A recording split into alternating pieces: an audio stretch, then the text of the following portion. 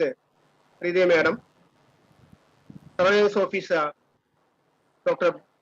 Pradap, President-elect Dr. Jose, Secretary Dr. Sebastian, and the youngest student, our retired HOD of Pediatrics from Pondicherry, Srinivasan sir, Dr. Sarojam, other senior members of the IAP family, my dear friends, and also past National President Dr.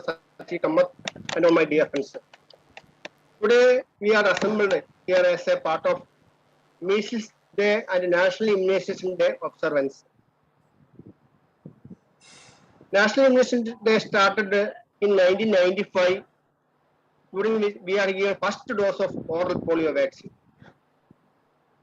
And as you know, recently during this COVID period, we had some setback regarding the immunization coverage. It is not only in Kerala, all over India, all over the world. So we are trying our best to make it a 100% vaccination coverage. And here we got many government officials. So as a part of IAP, we offer 100% support for all the immunization activities of the government of Kerala, government of India. And also, we are trying the theme for our action plan, safeguard program, that is a school admission card. Before the school admission, we are requesting government compulsory immunization card. This is the only way to get maximum coverage of immunization. We are not denying, we are not against education. But just this year, I think during our school reopening, we request the government to ask about the immunization card is there or not. And from next year onwards, we should be more strict about the compulsory immunization card admission. This is one of the easiest. We used to say that immunization is the most practical, easiest way to prevent the most cost-effective health measure. We are saying that the compulsory immunization card is the most cost-effective measure to get the 100% immunization. Second request to our government of Kerala, Pradap is there, Santosh is there, means we have to concentrate on weak area of immunization coverage. In certain district, certain area, immunization coverage is very poor. Something like that, mop-up run, something like that. So I think these are the two requests from immunization committee to get more and more coverage of immunization coverage. These are two requests from our side to our immunization and to our government of Kerala. And also with this few introduction, I will go to my duty proper, that is welcome address. I would like to welcome our state president, Dr. Vijay Kumar. Very dynamic. It is, I think, one of his action plan. Promise. I stand for immunization also. I welcome Dr. Vijay Kumar. I am very happy to welcome my teacher, Iqbal sir. He was member of Planning Commission, chairman of the Pollution Control of Kerala, president of Kerala Shastra Parishad, head of the Department of Neurosurgery. So many things are going on. And I think most important thing which I came to my mind is that the government imposed a committee to see the possibility of a health university in Kerala. I think Iqbal sir is the chairman of that committee. That is why today we are having our Kerala Health University here. Sir also the chairman of the committee for the immunization committee for government of Kerala. So on my personal behalf and on behalf of the IAP Kerala, I welcome you, sir, Dr. Iqbal sir. Additional Director Dr. Preeta is always supportive to all the activities of IAP. I think she is very keen in associated to working with the Academy of Pediatrics. We are also very lucky to have Madam here, and I welcome Madam also. Sanjay Lalwani, I think I'll give more introduction to him. He is one of our speakers. He is the member of ACP. He is from Pune. Lalwani sir, welcome. So I welcome Lalwani sir. I think he is our own friend. His wife is from Thrissur. Yes, yes. So, yeah. So even though he settled in Pune, He is from. I welcome you, sir, on behalf of this committee. Thank you. Thank you. I welcome Dr. Sachi Kamath, our past national president, a person who support me maximum for my immunization activity during my presidency. I welcome Dr. Kamath sir also. I welcome Dr. Jose, the president-elect and the national EB board member. Also, I welcome Dr. Pratap, the SMO of Trivandrum South region.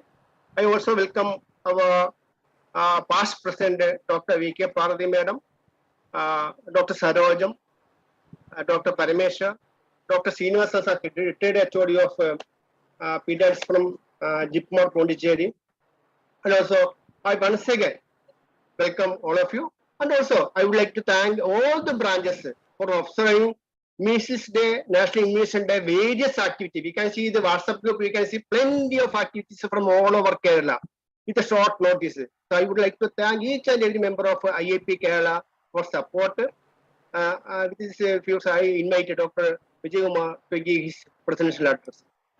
Respected Dr. Iqbal sir, Chairperson, Committee of Development of State Vaccine Policy, our respected teacher, Dr. Preeta, Additional Director, Family Welfare, DHS, Dr. Ramesh Kumar, National President, CIAP, Dr. Ananda Keshavan, Convener of the Safeguard Program of IAP Kerala, the Presidential Action Plan Promise, past Vice President of IAP, and member of IAP Advisory Committee on Vaccine and Immunization Practice, ACVIP, Dr. Johnny Sebastian, respected State Secretary and the pillar behind all the Presidential Action Plan, Dr. Sachidananda Kamath sir, Dr. Jose, our President-elect, and the speakers, respected Dr. Sanjay K. Lalwani, member ACVIP, and Dr. Pratap Chandran sir, Surveillance Medical Officer, WHO, and Dr. Srinivasan sir, Dr. V.K. Parvati madam, and all my respected seniors and my dear friends. I am doing this presidential address with great pleasure and pride because today we are observing World Measles Day, and today we are also doing the state level initiation of Safeguard program and 100% immunization to our children, an ambitious project of Kerala State Presidential Action Plan Promise, and none other than Dr. Ananda Keshavan is at the helm of this program. IAP will be in the forefront of all activities regarding childhood vaccination. We should make immunization card mandatory to school children and also identify the pockets where the vaccination resistance is prevalent. COVID has driven our immunization program to the backseat. We should work with government to regain our past glory. Together, we could aim for 100% immunization for all our children. I wish the program grand success. Jai Hind and JIAP. Thank you. So now I invite our chief guest, Dr. Iqbal sir. Today we got three important programs. One is today's CMA, second one is website. So to inaugurate the website and the CMA program, I invite our Iqbal sir. His chairperson committee for developing the state vaccine policy. I think Iqbal sir can do a lot of things to help us regarding implementation of the immunization card also. I would like to invite my teacher, Dr. Iqbal sir, to inaugurate the session and also to inaugurate the website also. Good evening, my dear friends and dignitaries. I am indeed extremely happy to be with you this evening for several reasons. First and foremost being my relationship with the Indian Academy of Pediatrics dates back to about 3 or 4 decades. In fact, as a health activist and health promoter, I was also associated with your campaign against breast milk substitutes and also your initiative to declare baby-friendly hospitals where they follow breastfeeding. So I was, and also when we all started campaigning on rational drug therapy, Indian Academy of Pediatrics was one association who stood firmly for rational drug therapy and treatment protocols. And so I respect the Indian Academy of Pediatrics a lot, and I learned a lot from you. And recently, very recently now, in the vaccine policy committee also, I am personally as well as the chairperson is immensely benefited by the presence of Dr. Pratapachandran. Every meeting I learn a lot from him. And the Indian Academy of Pediatrics has a well-written recommendations how to improve the vaccine protocol in Kerala, and we are looking into this. We are drafting the recommendations. Once the draft is ready, we will discuss it with the IAP also, definitely, sure. And we are also considering your major demands like issuing the immunization card and the weak areas, mopping up of weak areas and the vaccine resistance areas, the outliers, etc. We are looking into that, all these aspects.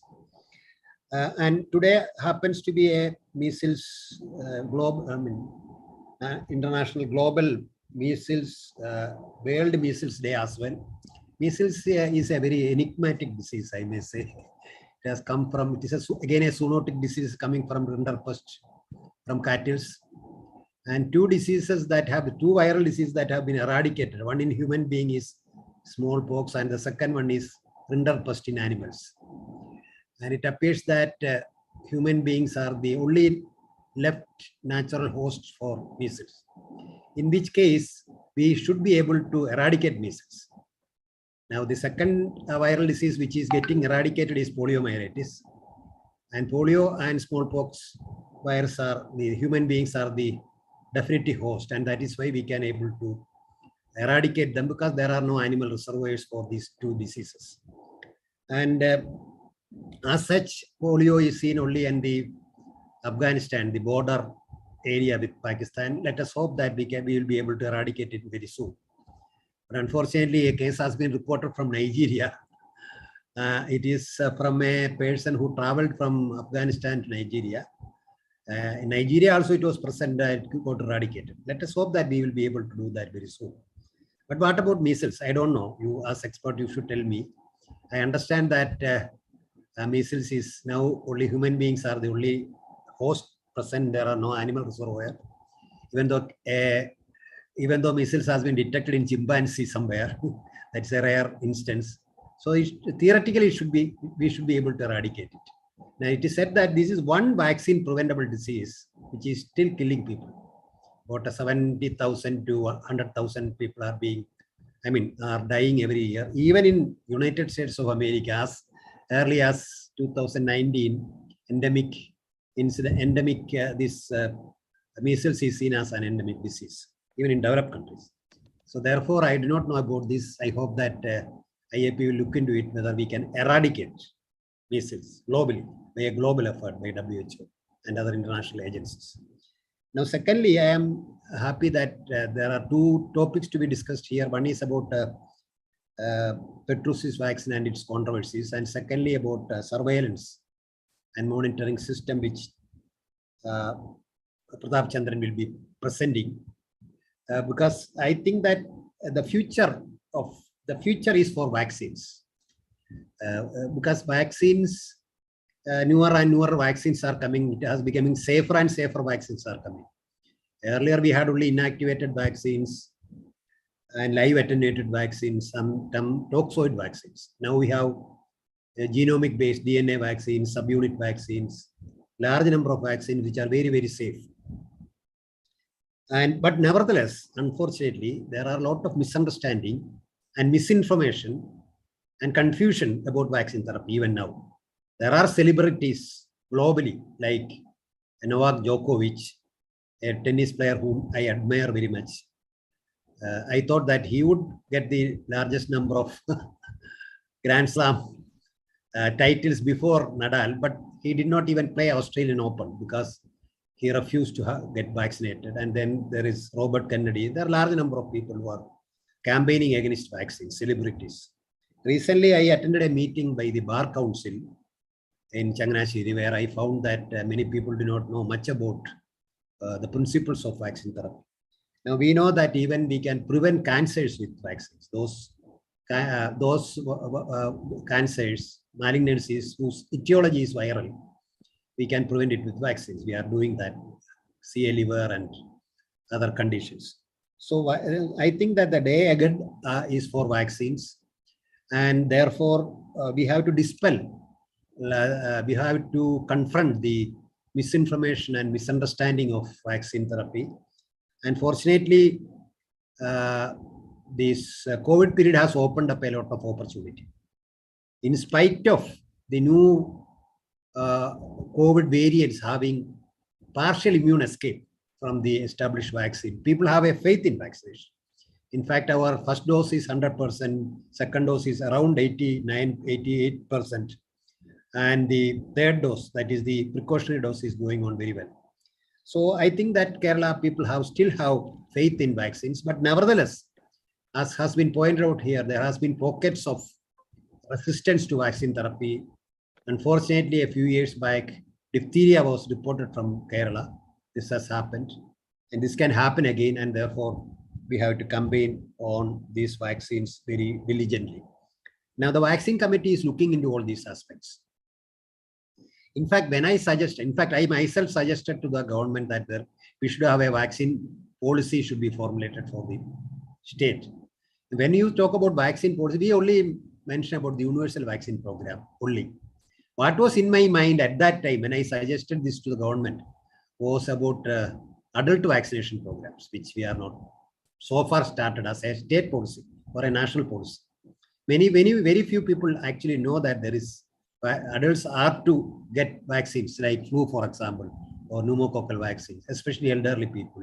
There is a elderly person's vaccine policy in all developed countries except our country.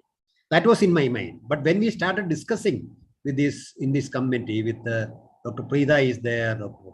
Pratap Chandran is there, Dr. Sajit Kumar, infectious disease professor is a member, and Dr. Aravind is the convener of this committee. And when we discuss this, there are a large number of lacunae in relation to the already running, successfully running a universal vaccine program here. Say, for example, see, Kerala is a highly mobile society. Large number of about 3 million people are coming to Kerala as guest workers. What about their vaccination status? Many of them do not even have vaccination records. They have to do catch-up vaccination for them. And our large number of our students are going out to other countries and other states for studies. Whenever some problem comes in any part of the world, the first thing we notice is that some Kerala students are studying in those countries. When COVID came, Kerala students were studying in Wuhan. In fact, they only brought the COVID to India in Kerala. And Ukraine came, there also the Kerala students are studying there. So a large number of these students are going to other states and other countries where there may not be, they are confronting situations which are confronting people with in an unvaccinated areas. So should we protect them with further vaccination? It's a major issue which nobody has looked into. And this guest workers, their vaccine status are to be considered. And now in the universal immunization program, and additional vaccines that are being given are given by the private sector. But this information is not being transferred to the government databases, and that also raises a large number of issues. So we have, and then in Kerala, one of the reasons why the universal immunization program is not functioning, especially the outreach program, is because we insist that the medical officer should be present when vaccination is being administered. Is it necessary that a medical officer should be there? Can we train the paramedical or other healthcare workers in such a way that we need the medical officer's presence is not mandatory for giving vaccination? So large number of issues have come up, and we have looked into it. And thanks to the presence of Pratap Chandran and Preeta and others, we have come to a consensus, and we are now, Dr. Aravind is drafting that report. This is going to be a major milestone in the vaccine policy in our state. We do not have a vaccine policy. We have only a universal vaccine policy. We do not have a general vaccine policy. So we will discuss once the draft is ready, we hope to discuss it by this month end. We would also like to discuss it with luminaries like Dr. Jacob John, Gagandeep Kang, and others at the national level. And hopefully by April middle, we would like to submit to the government, and most of the recommendations we are thinking of giving to the government are in tune with what Indian Academy of Pediatrics is advocating for the last so many years. So we are in the same wavelength, and I hope that once this report is given, IAP will support it, and we will see that this will be implemented. But there's a cost factor involved that we'll have to look into that. Say, suppose we start adult vaccination program, then to give that free of cost by the government of Kerala may be a bit difficult. We will have to look into that. See, once a vaccine is included in a universal vaccination program, the price immediately comes down. This has happened in the case of hepatitis B. In fact, at the national level, organization like Janaswasthya Abhiyan, I was the national convener at that time. Now I am a joint convener. We said that this is not viable from a cost-benefit point of view, because hepatitis B vaccine was very costly at that time. But when it was included in the vaccination program, now the cost has come down. The cost has tremendously came down. And therefore, once we include vaccines like flu vaccine and pneumococcal vaccine and such vaccines into the program, then we may be able to bring down the price also, cost factor also. And I have to inform you a very happy news also at this time. I was also in another committee looking into whether we can start producing vaccines in Kerala. It's very difficult, you know that. But we have had an excellent committee. Dr. Chitra IAS was the secretary. She functioned very well. And finally, we have come out with some protocols, and then expression of interest was published. And two companies, Bharat Biotech and another company, Virco, a company by name Virco. It's named after Rodolphe Virco, interestingly. Those two companies have come up with, they have responded to the expression of, they have showed their expression of interest, and probably they may start producing some of the traditional vaccine, not the COVID vaccine, traditional vaccines in Kerala. So that will be a harbinger to Kerala entering into the area of vaccine production. And I am sure with your support, we will be able to produce some of the newer vaccines in Kerala in the very short time, because the Indian Academy, the Institute of Advanced Virology has started functioning very well under the effective director, the doctor. I hope that some of you know about Sri Kumar, who is a scientist in the Rajiv Gandhi Center of Biotechnology, and he's also a member of the expert committee, COVID expert committee. He's currently the director. So that is expanding. We have already allotted 50 crores to Indian Institute of Advanced Virology in this budget for expansion. So Institute of Advanced Virology is there, and in the life sciences part, these vaccine production units are coming up. So we are entering into these new areas. And in all these, I think your support and guidance, we are looking forward to. And lastly, Dr. Pradhavachandran will be presenting a topic on, and this is a very important topic, which I am very happy that that topic has been going to be presented here, fever and rash surveillance. Do you know one thing, that one of the weakest link in our medical practice is lack of monitoring and surveillance, even globally.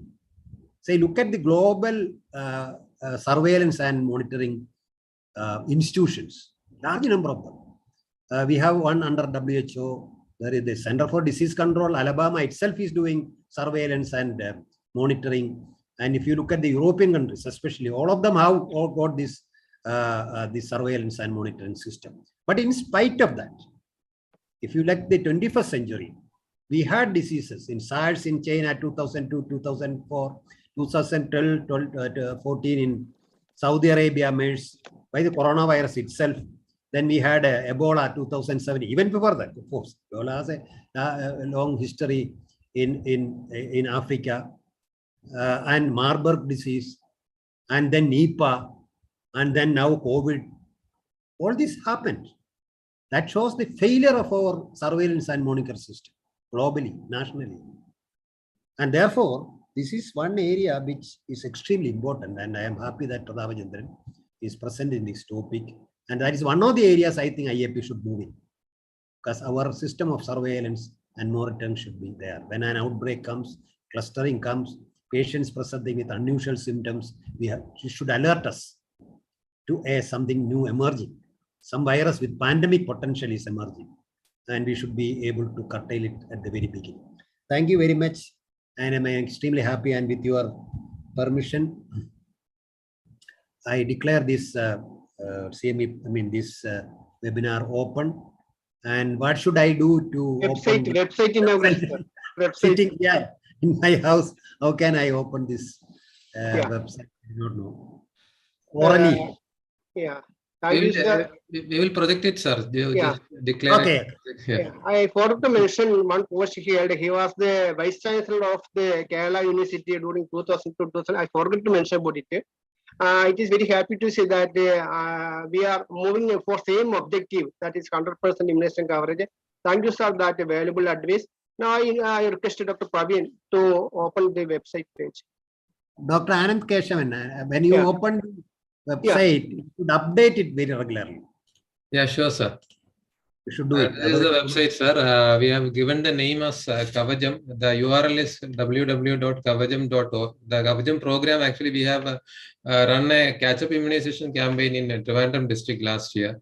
The name of the program was Kavajam. And this is basically intended for both the public as well as the medical professionals. And we are also planning to start a fever rash surveillance system through this website reporting system, and planning to roll out this in Trivandrum district first, and then to other districts. And this is the articles currently uploaded. And please send a screenshot. I will share in WhatsApp groups, Facebook, etc. Sure, sir. Sure. Sure, sir. So thank you, Dr. Praveen, for that wonderful website. I once again thank Iqbal sir for being with us for half an hour and for his valuable advice. I request Dr. Preeta Madam to inaugurate the fever surveillance program of IAP and also to give her address. Over to Preeta. Respected Iqbal sir, good evening all. Thank you for inviting me to this program. As we know, Government of India has introduced phased implementation of MR vaccination in 2017 as a part of Universal Immunization Program. However, it has not gained adequate momentum, mainly due to the unexpected emergence of COVID-19 pandemic in 2019. Due to which the entire focus of the state health department has got diverted to deal with the grave situation. Although we are in the process of MR vaccination implementation, we are still lagging behind in the case of fever rash surveillance reporting. Second is MR second dose coverage and sample collection. Moreover, public awareness and campaigns yet to get rooted in the rural and urban population, unlike polio vaccination. So it is very important to convince the public about the need and efficacy of vaccination. So we need to work together as a team involving both public and private health sector to improve fever rash surveillance and MR vaccination coverage. I would like to inform that session of fever rash surveillance is hereby inaugurated. Thank you.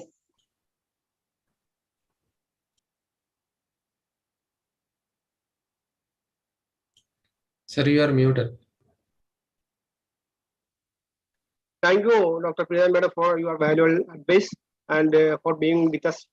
And our national president, Dr. Ramesh Kumar, is not able to join because he is very busy with the national conference at Noida. And now I request our past national president, Dr. Sachyanda Kamath sir, our Kamath sir, to felicitate the occasion because he was very active and a person behind the immunization activity of IAP Kerala during my presidency also. Over to Kamath sir. Thank you, Dr. Andakeshan. President Dr. Vijay Kumar, chief guest, and our respected person, whom we all would say that our role model for health activists for whole of the Kerala and outside Kerala also, Dr. Iqbal sir, other dignitaries on the platform, and my dear friends and dear colleagues.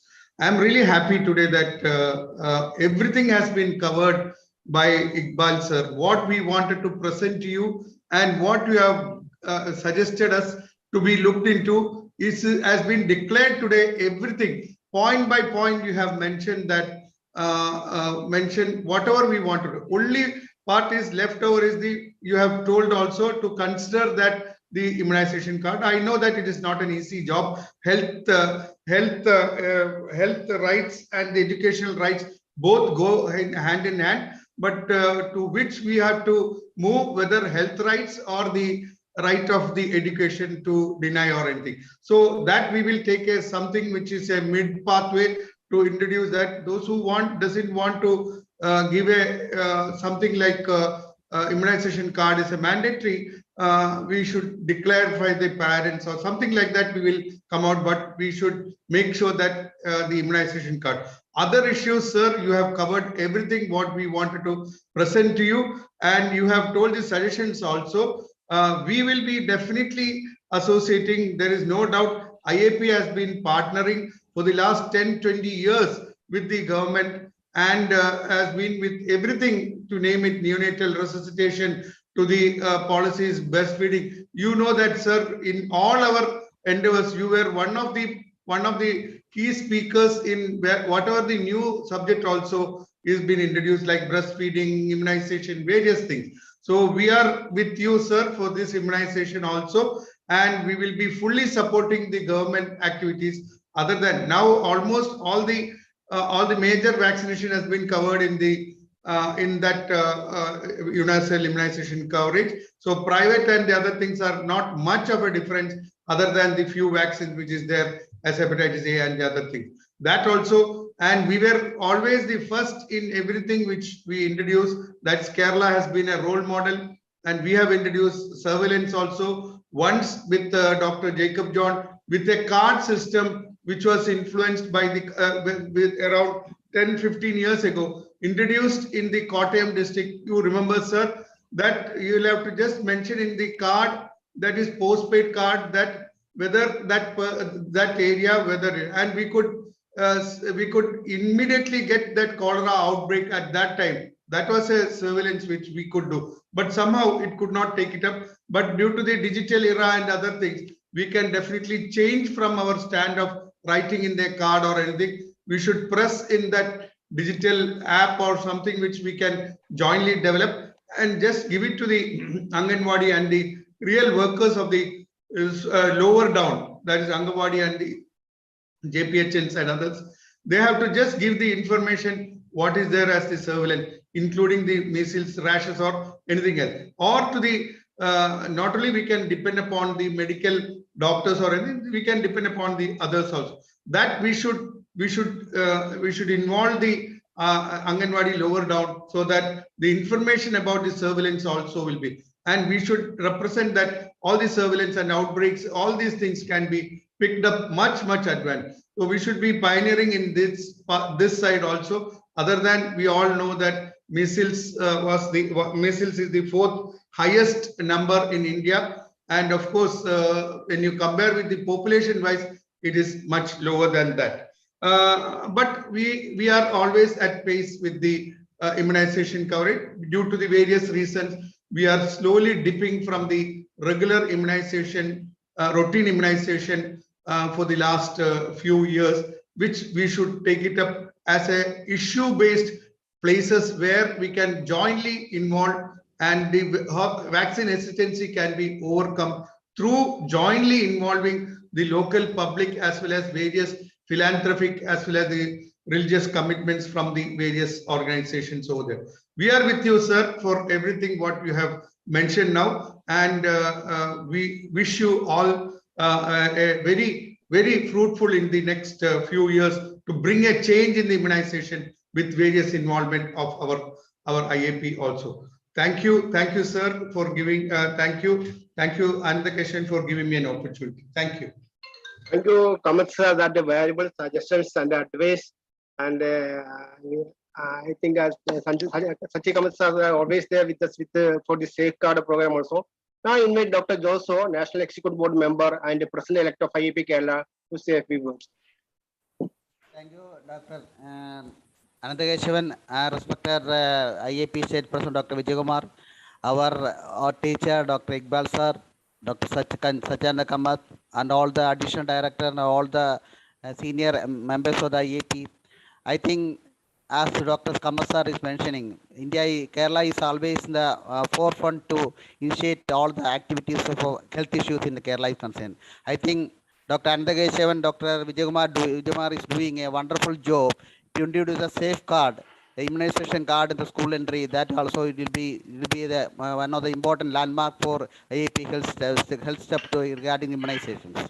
In the era of pandemic pandemic period, this National Immunization Day is very important because we know that still we are lagging lot of routine immunization lagging due to the pandemic. We have to work together to motivate that to fill up the gap of immunization gap with this immunization day celebration, because we had to do a lot of support for the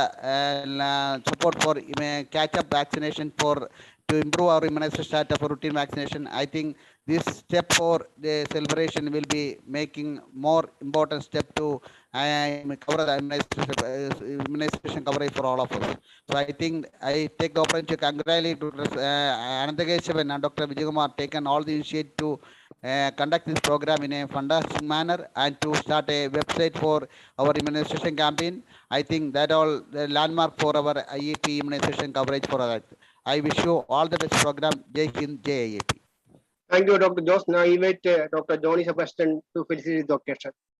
Our State Secretary, Dr. Johnny Sebastian. Thank you, sir.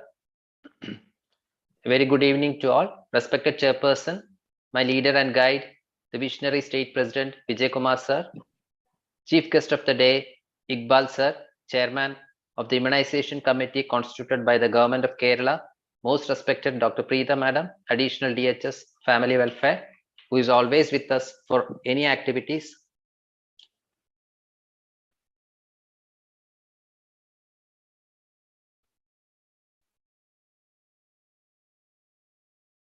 Johnny, not audible. Our past National President and patron of IAP Kerala, Dr. Kamath sir. Am I audible? Yeah, now audible. Okay, carry on. Yeah. Jose sir, our vibrant President-elect. Speakers of the day, Lalwani sir and Pratap sir, SMO Trivandrum. Praveen, the dynamic convener of Safe eCard and the man behind this wonderful website inaugurated today. All other respected seniors and friends who have joined us today on this platform. I'm extremely happy and delighted to see IAP Kerala working hand in hand with government health sector and WHO to improve the immunization status of our state. As we all know, due to the current pandemic, we are a bit behind in our immunization status, especially the 3 states of our country. And at this onset, on behalf of the state branch, we would like to assure all the support for this program to sensitize all our colleagues on the fever rash surveillance and also to increase the MR vaccine coverage, as Preeta Madam has hinted. I wish this webinar all success organized as part of the Measles Day observance. And I once again congratulate Anandakeshavan sir, who is the main man behind the whole show today, for actively pursuing his dream of getting the safe e-card done for our state. I once again wish all of you a very great learning experience, and I wish this webinar all success. Thank you. Jai Hind, Jai IAP. Thank you. Dr. Johnny Sebastian. Now I invite Dr. Praveen to propose the vote of thanks. Praveen is the person behind the website, and also he's also coordinator of Safeguard Committee. Over to Praveen.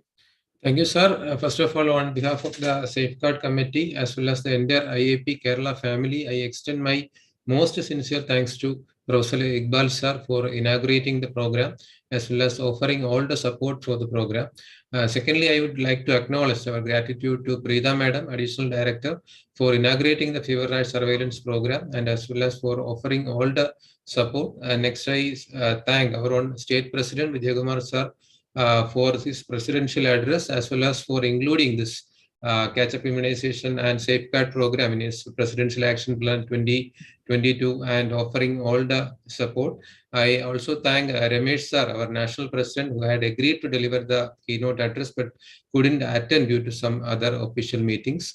Now, next I extend my thanks to our dearest Sachidananda Kamath sir, past National President IAP, for offering all the support, as well as Joe sir, President-elect IAP Kerala, for the felicitation, and our own State Secretary, Johnny Sebastian sir, who is the main person supporting all the presidential action plans, as well as other successful programs being conducted in IAP Kerala in the last year as well as in the current year. And today we are fortunate to have two eminent speakers, Dr. Sanjay Lalwani sir, member ACVAP, as well as our own Pradap Chandran sir, WHO consultant. I thank both of them.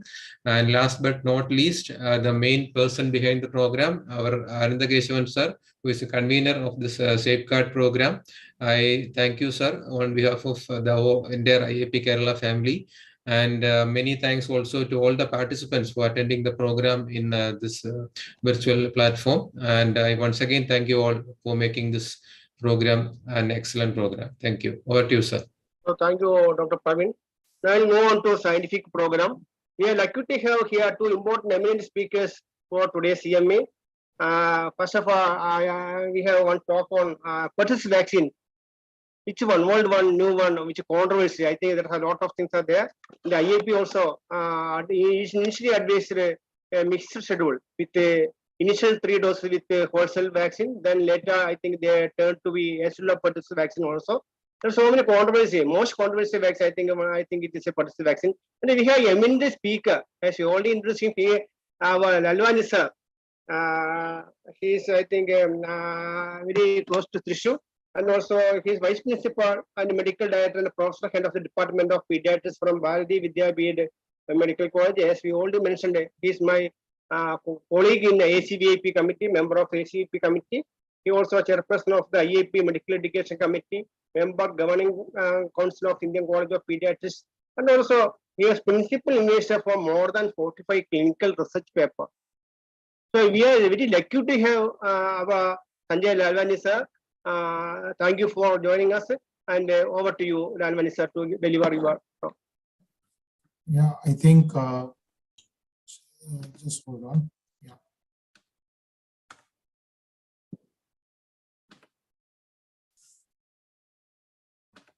I hope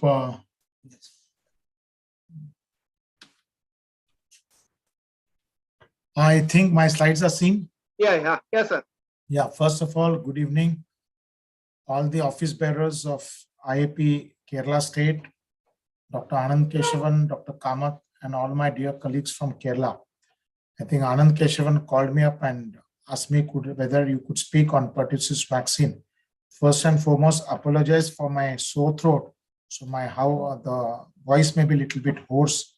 So I'm going to speak on pertussis vaccine, old, new, and the controversies. The flow of my talk would be on a little bit on the epidemiology part. What is the need of the vaccine? How the pertussis vaccine has evolved? Which are the types of vaccine available for us in our day-to-day practice? Whom do vaccinate? That is the infants, adolescent, pregnant, women, adults, and neonates. Future, what's in pipeline for us? And last, the vaccine controversies which has evolved against the pertussis over last decade or so. If you look at the microbiology part of pertussis, it's a highly contagious respiratory infection caused by the gram-negative bacterium that is the Bordetella pertussis. As you know, it affects all ages and commonly known as whooping cough. Transmission is usually taken by the airborne droplets or by direct contact with the nasopharyngeal discharges from an infected person. Reservoir is usually a human in nature. Pertussis, if you see actually the pertussis, the epidemiology around 90% of pertussis deaths usually occur below 6 months of age. Younger infant, especially below the age of 2 months, are at most risk due to associated complications due to pertussis and death, and 76% of the pertussis-related deaths occur usually in the infants which are under the age of 2 months. So if you look at the complication rate below 2 months, if the neonate or the infant gets pertussis, hospitalization is in more than 90% of cases. They do get pneumonia in 1/4 of the cases. Seizures you get in 2 to 4%. Most of them are hypoxic in nature. You can get pertussis encephalopathy in around 1.5 to 1% and death. So pertussis actually, if it occurs below the age group of 6 months, and especially the age of 2 months, has its associated morbidity and mortality. Vaccine need, if you look at the paper out, infant mortality due to pertussis ranges right from 5% to 40%, and protection following vaccine wanes over a period of 4 to 12 years, and this causes a significant public health issue and outbreak. So after the DPT component, it is the waning immunity against pertussis, especially after 6 years, which causes a significant public health issues at the outbreak. So if you look in this graph from the United States, where you see the repeated pertussis incidence by the age group from 1999 to 2019, for a period of 30 years, most of this were in the age group below the 1 year of age. If you look at this national notifiable disease surveillance system in the US of the pertussis cases for a period of around 8 or 9 decades, if you see after the DPT was introduced into the vaccination program, it really dipped down the incidence of pertussis, so that vaccination did contribute significantly very high number in reducing the pertussis cases. If you look at the pertussis scenario in our country in 2020, and if you see the graph from 1980 to 2019, if you look at the coverage of the DPT, which really has been quite high, you have seen the larger number of pertussis cases have dipped down. And then, of course, of all these, if you see the DPT coverage with around 85% odd, the number of pertussis cases still are significantly higher. There has been a big concern about waning immunity after the DPT vaccination, especially to the pertussis component. Now, if you see the first graph on your left, on the various provinces in the US, if you see waning of the immunity against infant or the early childhood vaccination against pertussis, it dips after 4 years and significantly after 5 to 6 years. And if you see a relative risk of infection after the vaccination, it really increases after the age of 6 years. So once we have seen about the pertussis microbiology, we have seen about the pertussis vaccine, the disease burden, and the concern of waning immunity against the pertussis component of DPT, let's look at the history of pertussis vaccine. First time it was isolated in 1900, Bordetella pertussis. Then there were trials between 1920 to 25 by T. Madsen, which gave some protection. In 33 to 42, 19, we had many candidate vaccine. 1944, the pertussis vaccine endorsement was done. 1947, mouse protection test was developed for pertussis. And 1981, that is exactly 40 years from now, we had this acellular pertussis vaccine developed in Japan way long time back. What are the various vaccines which are available for us for our day-to-day practice? And all of us in our pediatric practice have used it across all age group. First, the old gold standard wholesale DPT, which we have used in our national immunization program over years together, and it has really been a wonderful vaccine. Second, which is marked into a private pediatric practice, is a cellular vaccine of pertussis. And the last one, which we have available for last 1.5 decades, is the Tdap vaccine. What are our main objects of vaccination? First, it is to protect the immunized individual.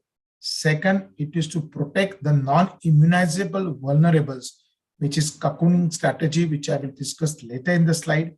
It is also to create a herd immunity in the community. And last, the most important, global eradication of the microorganism in years to come. So if you look at the Bordetella pertussis and you look at the acellular vaccine, what they remove is they remove the cell wall and put the antigenicity of the vaccines. So if you look at the pertussis acellular vaccine, it has 5 main antigen. The first one is the pertussis toxin that is there. The second one is the filamentous heme agglutinin, where we have 2 types. Then we have the pertactin, which is there, which is responsible. So you have pertussis toxin, we have the filamentous heme agglutinin, we have the fimbrial one, and we have the pertactin. So the FHA, pertactin, and fimbrial have more or less the similar vaccines. Infant protection is either by the wholesale or the acellular pertussis vaccine, and DPT is relatively heat stable vaccine. However, it freezes at -3 degrees and it is stable at 2 to 8 degrees centigrade. The recommended schedule which we use, we all are doing it. Primary doses at 6, 10, and 14 weeks, and then we are giving 2 boosters at 15 to 18 months and 4 to 5 years. Minimum age for vaccination is around 6 years. The first booster, that is the 4th dose, can be administered as early as age of 12 months, provided that at least 6 months have elapsed from the 3rd dose. The wholesale or the acellular pertussis vaccine or combination may be used for a primary immunization series. The acellular is preferred over the cellular in children with severe adverse effects after the previous dose of the wholesale vaccine or the children with neurological disorders. The first and the second booster may also be given of wholesale vaccine. However, considering a higher degree of reactogenicity, Tdap is considered for the booster dose. And I think that is the recommendation which the IAP Committee of Immunization gave, that the first 3 doses can be of a cellular vaccine. And because of increased reactogenicity, the replacement can be given with 4th dose of an acellular pertussis vaccine. Something about a catch-up vaccination. Catch-up vaccination is second childhood booster is not required if the last dose has been given beyond the age of 4 years. If you have a child who comes to you in your clinical practice and he is below 7 years of age, then you can give any of the vaccine, the cellular or cellular, at 0, 1, and 6 months. However, if you get a child who is unimmunized and he comes after the age of 7 years, then we need to give him the first dose of Tdap followed by TD at 1 to 6 months. So a catch-up immunization schedule varies either below age of 6, 7 years or above the age of 7 years. If it is above the age of 7 years, it Tdap followed by TD at 1 and 6 months. If you look at the complications which occur or adverse events, it's are mainly due to the cellular component, which are high-grade fever, more than 105, persistent inconsolable cry of more than 3 hours duration, hypotensive, hyporesponsive episode, it is after DPT, and seizures within 3 days, or encephalopathy-like state within 7 days.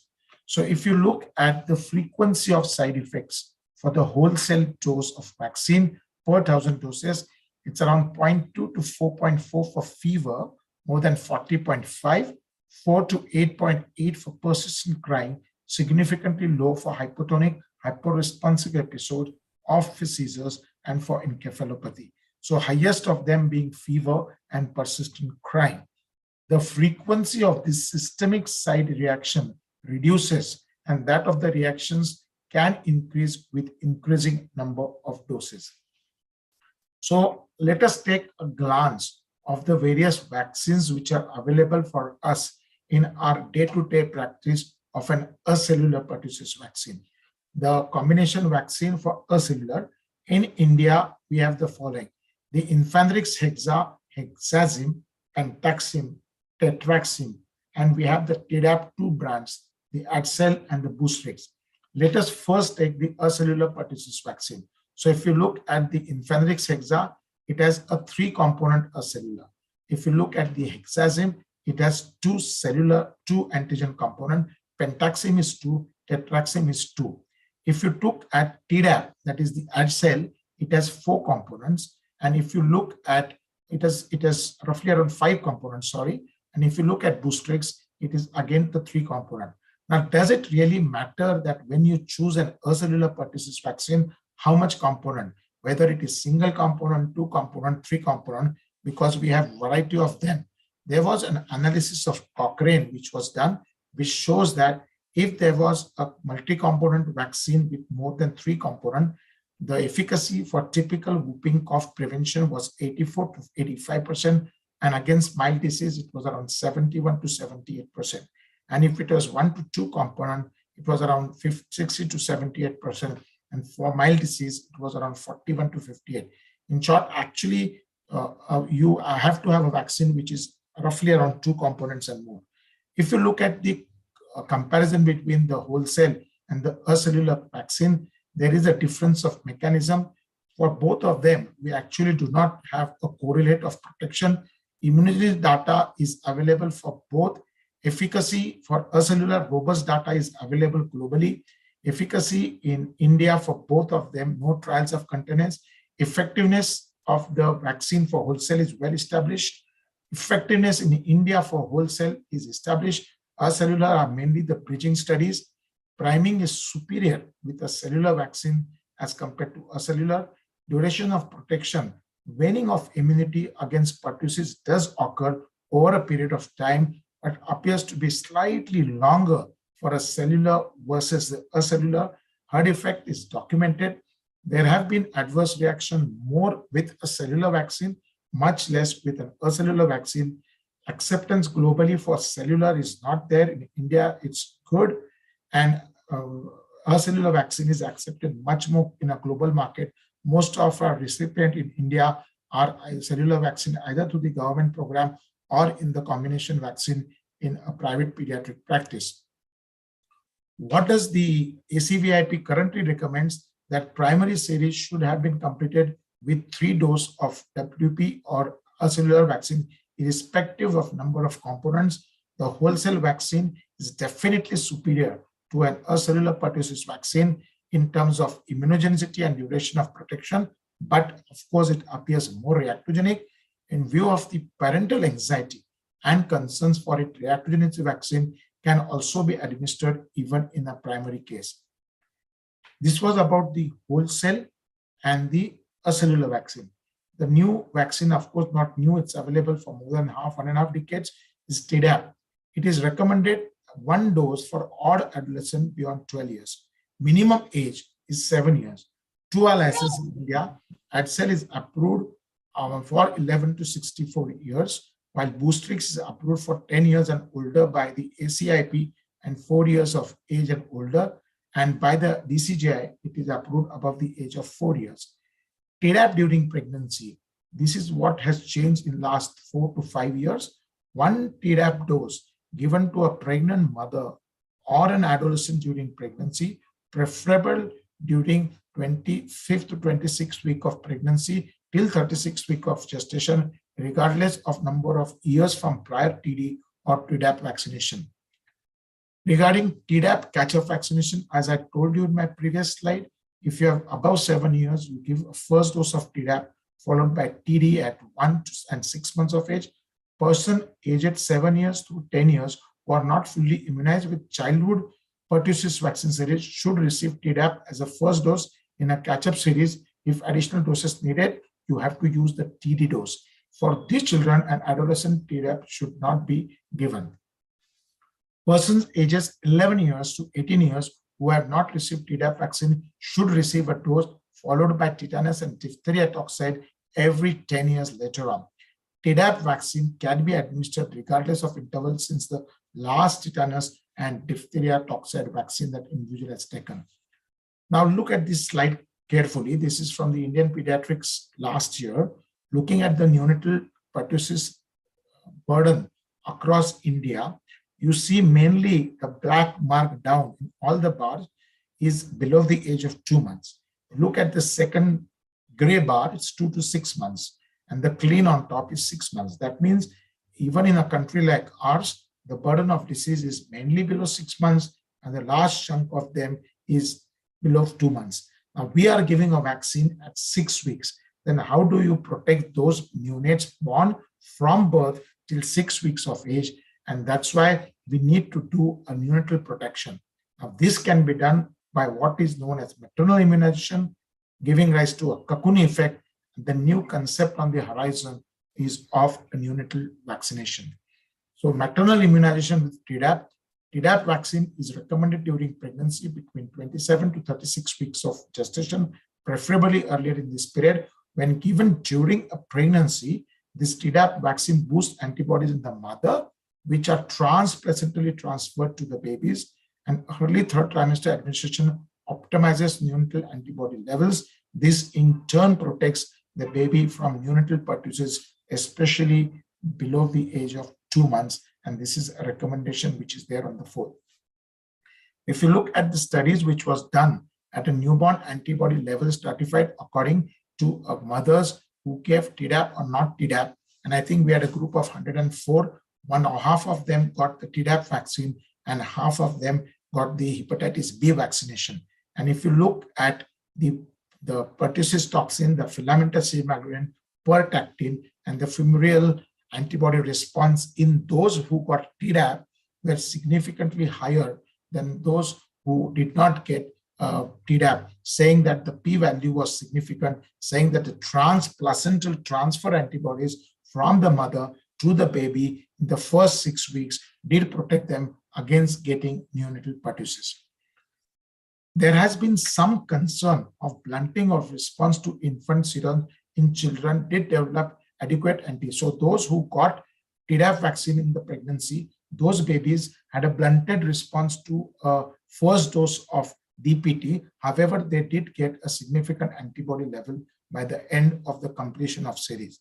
The antibody titer to the pertussis toxin in acellular vaccine may, however, affected by a pre-vaccination antibody level.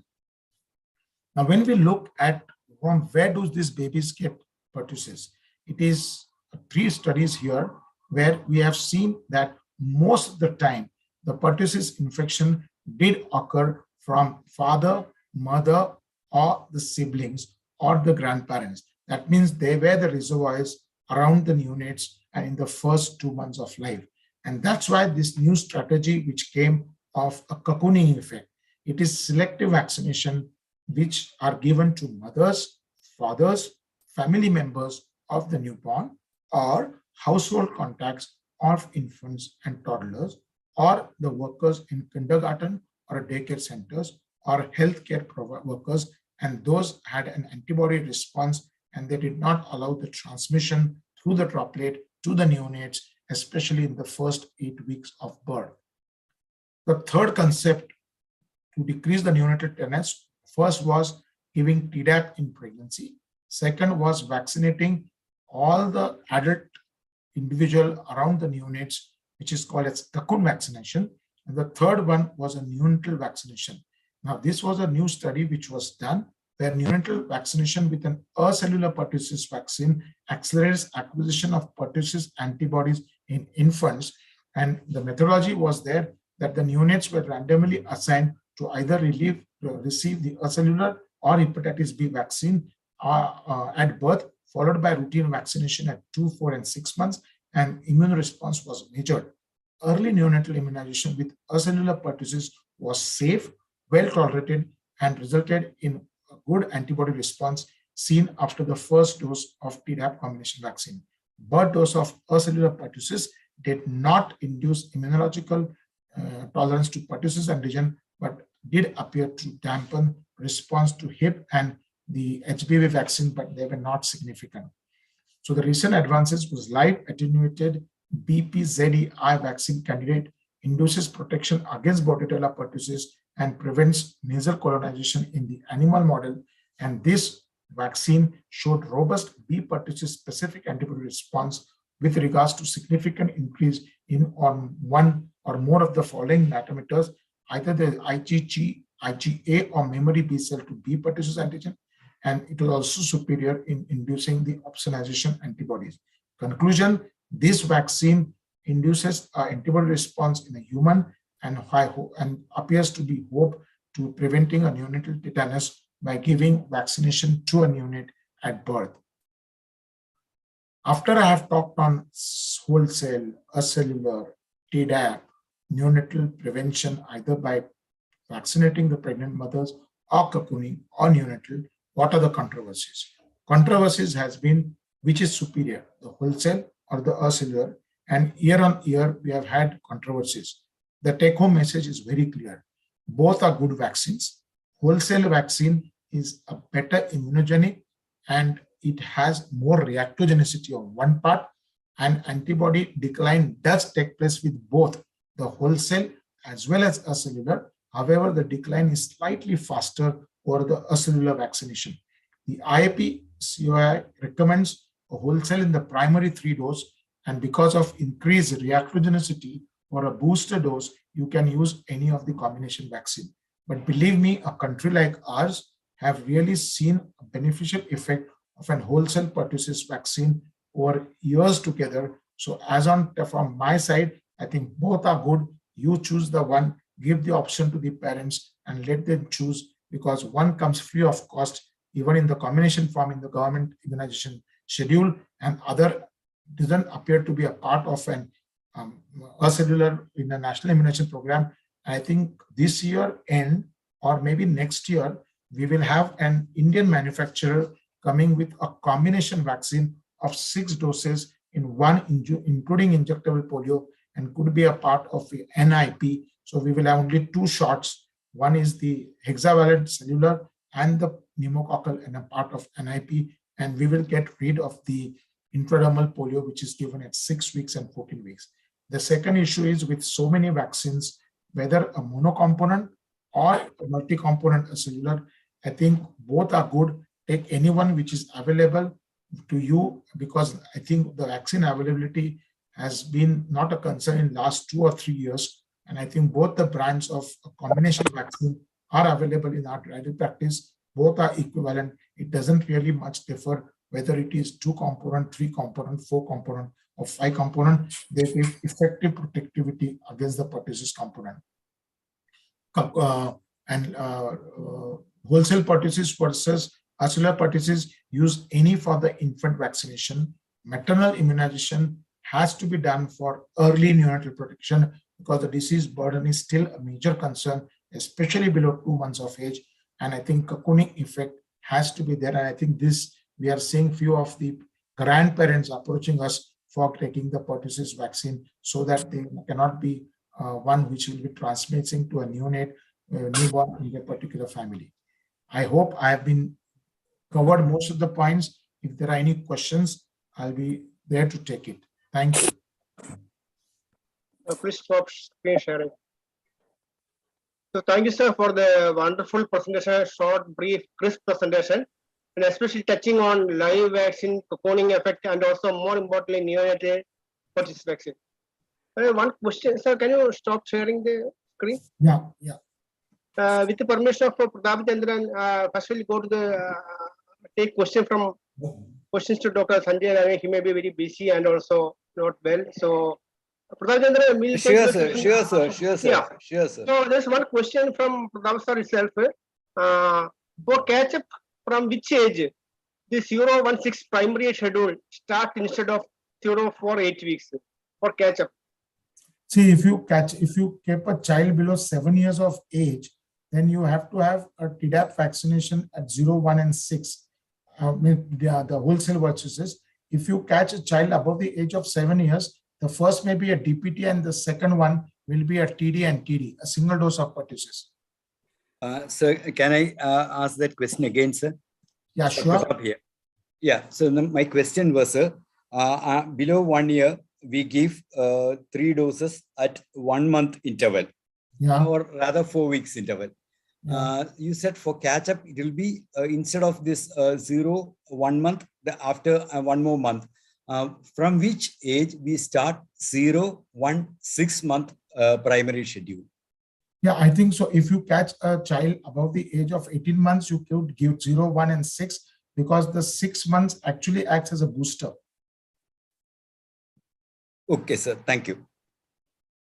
A question from my side, sir. One is that we are seeing so many complications due to pertussis vaccine, but none of them we are not seen with the pertussis. Usually the complication, for example, polio or all other complications we are seeing as a part of diseases, SSP, everything. But here we are seeing totally non-related, means HHE and C-star, everything. It is not non with as such the pertussis disease. Second question is that you already mentioned we are also part of ACVP member. So can we go back to wholesale vaccine in primary series, because you mentioned about effectiveness, efficacy, and herd immunity. Everything is the whole vaccine rather than cellular pertussis vaccine. So, So my personal take, if you ask my opinion, I still use the wholesale pertussis vaccine in my private practice because I firmly believe that it is more immunogenic, and though reactogenic, I think we have been using in thousands of doses. Once in a blue moon, I think the benefits of the vaccine outweighs the adverse reaction. So if you ask my personal opinion, I would still go for a cellular pertussis, either a standalone or a combination vaccine, either the one in the government, which we use at Medical College Reflite, or the cellular pertussis vaccine in the combination. But with the Serum Institute of India's vaccine, we have already finished the trial. It's getting DCJ approval. It's just few months from now that you'll have an hexavalent vaccine available in the NIP, given at 6 weeks, 10 weeks, and 14 weeks, with a pneumococcal given at 6 weeks and 14 weeks. So 2 shots of injection, and you are done with your primary immunization below 14 weeks of age. One of the very eminent expert in this field is Dr. K.K. Purushottam from our HOD of pediatrics. I request Dr. Purushottam sir to give some comments. Thank you, sir. I think most of us from Kerala, both of you, Dr. Anand and Sanjay sir, should express that view that instead of telling the bar, SLR bar wholesale, that should be made categorically. Without doubt, it should be wholesale vaccine for the primary doses. The bar should be taken away, because what's happening is most of the situations, cellular pertussis will be taken naturally outside in the private institutions. We all know and we all agree. The last your own personal views, I think the pediatricians of Kerala totally agree with that. That should be the and maybe, as you said, within a few months, wholesale containing hexavalent vaccine is coming. That will solve the issue. That's all, sir. Excellent presentation, sir. Thank you. Any other comments from any seniors? Yeah, Joseph Patani, sir. He is president of IAP Kottayam, very senior member of IAP. Patani, sir. Sir, Sanjay, your talk was very excellent. But one point I ask you. See, the SLR pertussis vaccine contains, there are 2 vaccines available now in hexavalent as well as infantile hexa, which you, suppose somebody comes and asks you, you prefer 2-component vaccine or 3-component vaccine? First question. Second question, why government of India or Kerala, they are not starting universally Tdap vaccine in pregnancy? Third question, if the patient asks you which component, which vaccine is less, reactogenic, how will you answer to the question? First question answer is the Infanrix hexa versus the hexazine. The Infanrix hexa is the 3-component and the hexazine is 2-component. As far as the immunogenicity of concern and the protectiveness and the efficacy, I think it doesn't really matter whether it's 2-component or 3-component. That's very clear. That's number 1. I firmly endorse your view. You have seen in last 5 years, the central government has taken a big initiative in a vaccination program. You had rolled out of HIB, you have rolled out of ROTA, we have rolled off of IPV, we have rolled off pneumocil, we are getting rolled off of HPV in the next year. The trials are done, NTAGI is giving a clearance for them. So I'm sure that Tdap vaccination in pregnancy, I will tell you, we have finished a big trial for an Indian manufacturer for a Tdap vaccine. Government is going to take, the days are not formed that for prevention of pertussis, you may get a replacement of TT by a Tdap in the national program. That's your second question. And your third question is cellular versus acellular. You asked my opinion. I still firmly believe that cellular vaccine is better. I'm sure the IAP COI has taken the role, but I think the recommendations are still very clear that given the better immunogenicity of the vaccine and reactogenicity is a major concern in an elder age group, I think you must give a wholesale pertussis standalone or a combination vaccine in 6, 10, and 14 weeks. I firmly commit on that, and my opinion has been the same for last 10 years, and I firmly believe that the wholesale vaccine is far superior. Question. Another question. Yeah, madam, please. Dr. V.K. Bhavani, madam, our past president and retired HOD of, not retired, HOD of Department of Pediatrics. Sure, excellent presentation, Dr. Sanjay. And this cocooning effect, I was so much impressed, and you have given. We see so many children are settled abroad. We get across so many grandparents coming to us to take Tdap vaccine in our private practice. And then when I ask them why you are taking, well, my son has got a baby girl and a baby boy in the US and the Europe, and we have heard about it. I think the digital platform has really made a lot of platform, and we get a sizable number of grandparents. During the time of COVID, it did decrease for 2 years, but I'm sure cocooning effect is known, and a lot of grandparents, especially the educated ones, do come for vaccination in our private practice. And regarding this Tdap in pregnancy, years back, maybe 5 or 6 years back, I had advised my PG to take it, but she was so reluctant because her. One thing is very clear, Parvati madam. COVID has really opened the horizon for vaccines in the world. Even the layman knows that the country got protected, and globally, whatever, hopefully it's gone and we should not have any more surge. The big contribution did come from a robust vaccination program which ran in our country over last 15 months or so.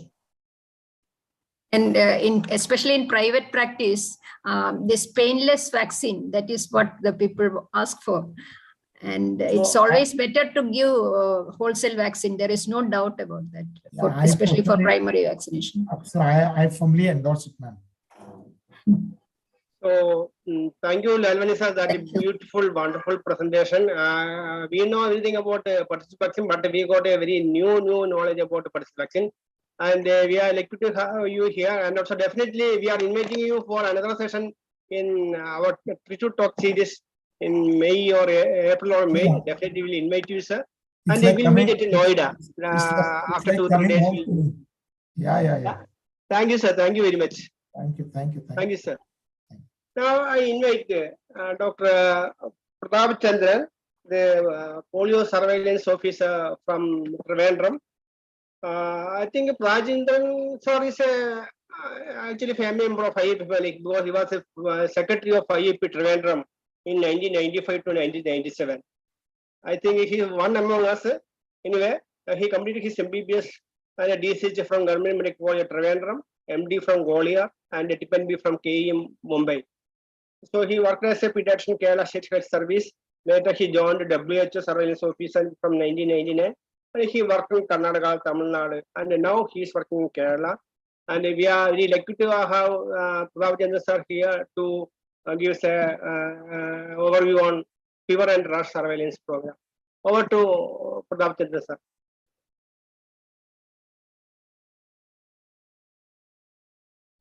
Sir, unmute. Sorry. Thank you so much, Keshan sir, for giving me an opportunity today, especially on this World Measles Day, to present a topic on measles rubella elimination. Respected Iqbal sir, and all the senior pediatricians and all the members of IAP. Without much ado, I will go to the topic proper, considering the time constraint. And I will try to make the presentation very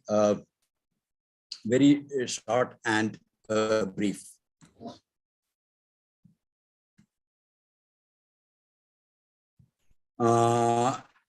Is my screen visible? Yeah.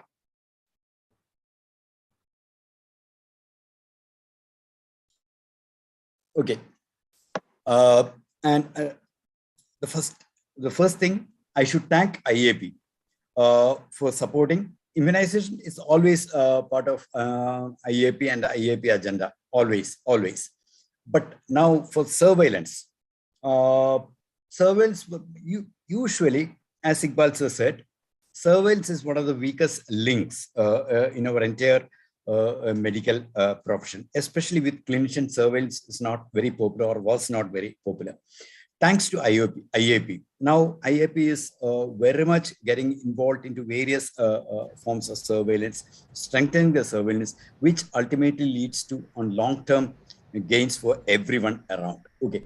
Now, today's topic is fever rash surveillance, and the aim of fever rash surveillance ultimately is measles rubella elimination.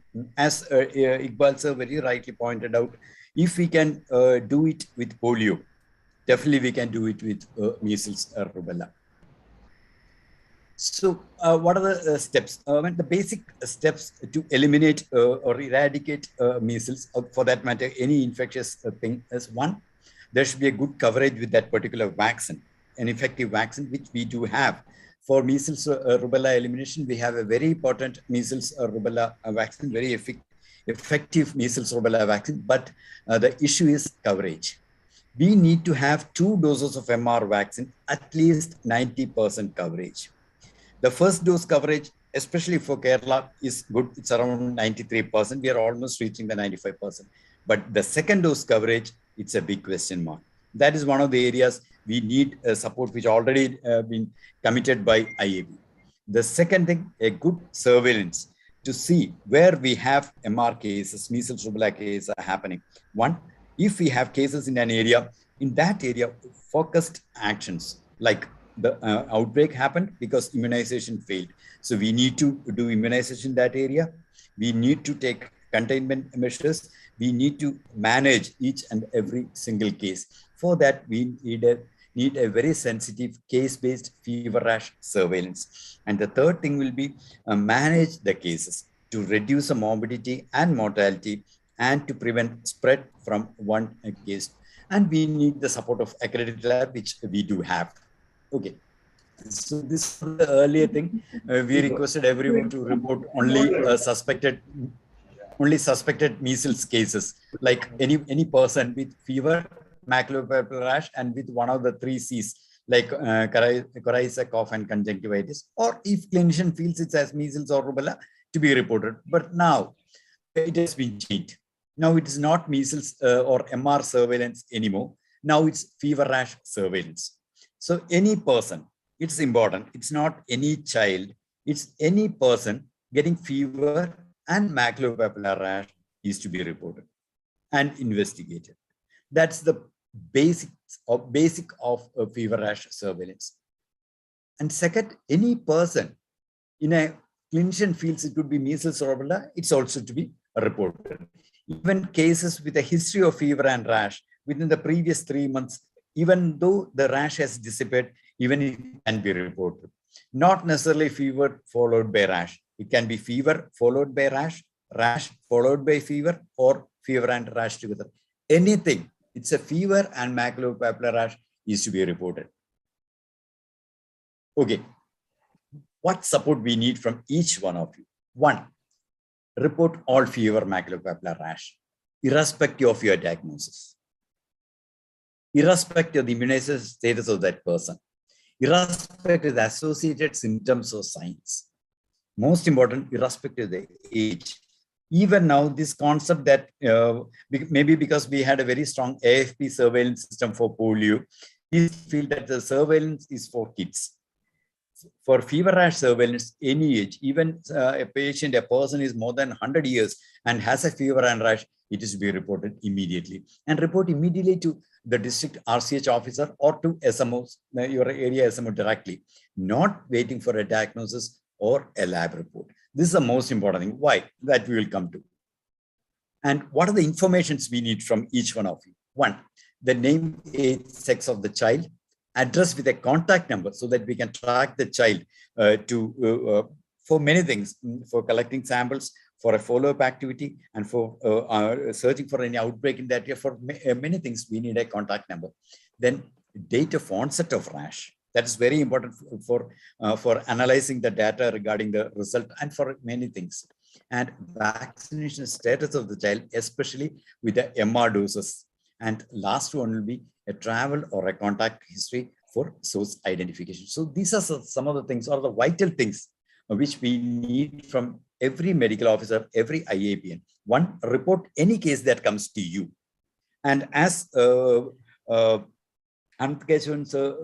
mentioned, as many of you mentioned, we should sensitize not only doctors, not only medical officers, not only our paramedical nursing staff or anyone. We should even sensitize the Anganwadi, Ashas, and even our every other frontline workers or even elected representative, because paralytic case, in AFP cases come to the hospital, many times get admitted, so it gets reported.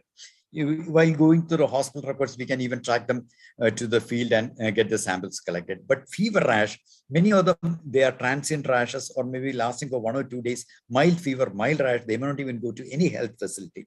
So unless we get the report from the field, we might miss out on a large chunk of fever rash cases. So this is one support we need from each one of you. The second support in sample collection. Stool sample, we can collect it from anywhere, everywhere. But still, at times we find resistance even for providing it with us with the stool sample in an AFP case. But when it comes to fever rash surveillance, the crucial sample or the golden standard sample is a serum sample. As all of you know, it's very difficult, practically impossible to collect serum sample from the field.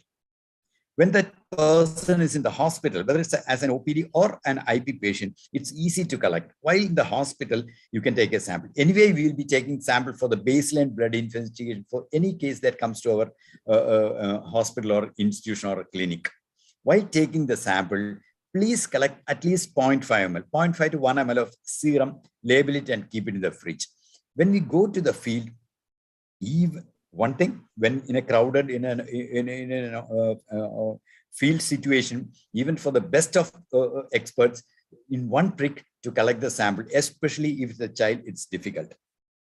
Even if we take the sample in one shot, you know, there will be lots of exclamations. Oh, you have taken so much of blood from my child. Oh. So this is very difficult to collect serum sample. So another support we request, if the child comes to a health facility, please try to collect 0.5 ml or 1 ml of serum depending on the age of that person and keep it in the fridge labeled, so that will be big help in the sample. Then second, in addition to serum sample, we need to have a virology sample. It can be a throat swab, nasopharyngeal swab, or a urine sample. Urine sample is not the best of the samples because the yield is not as good as throat or nasopharyngeal. But in a situation where throat swab or nasopharyngeal swab is not possible, maybe very small or a very young child and parents are refusing to take this nasopharyngeal or throat swab, in that situation, maybe we can go for a urine sample. Serum sample is important, equally important as a virology sample. Then this is how we need to collect the serum sample. Serum sample can be collected up to 28 days from the date of onset of rash. And we should not send the whole blood sample to the lab, because if it starts hemolyzing, whatever IgM report we get, it may not be accurate. So we need to separate serum, and the serum has to be sent. Till shifted to lab, it is to be kept at 2 to 8 degrees centigrade in a refrigerator in the health facility. And it is to be transported in the same 2 to 8 to a WHO accredited lab. We have 2 labs for the state. One is State Public Health Lab Trivandrum, and second is NIV Alappuzha. So we need to send the sample. Second, regarding virology sample. Though we can collect serum sample up to 28 days, the virology sample can be collected only up to 7 days from the onset of rash. Beyond that, the chance of isolating virus is minimal or almost absent. So we need to collect that. That's why we need to get cases reported the earliest without waiting for a clinical diagnosis or any other lab confirmation or lab test result. That's why we need every case to be reported at the earliest. For virology, as we mentioned, can be a throat swab, nasopharyngeal, or a urine sample. This is in addition to the serum sample, not in place of a serum sample. It's in addition to serum sample. And why we need this sample?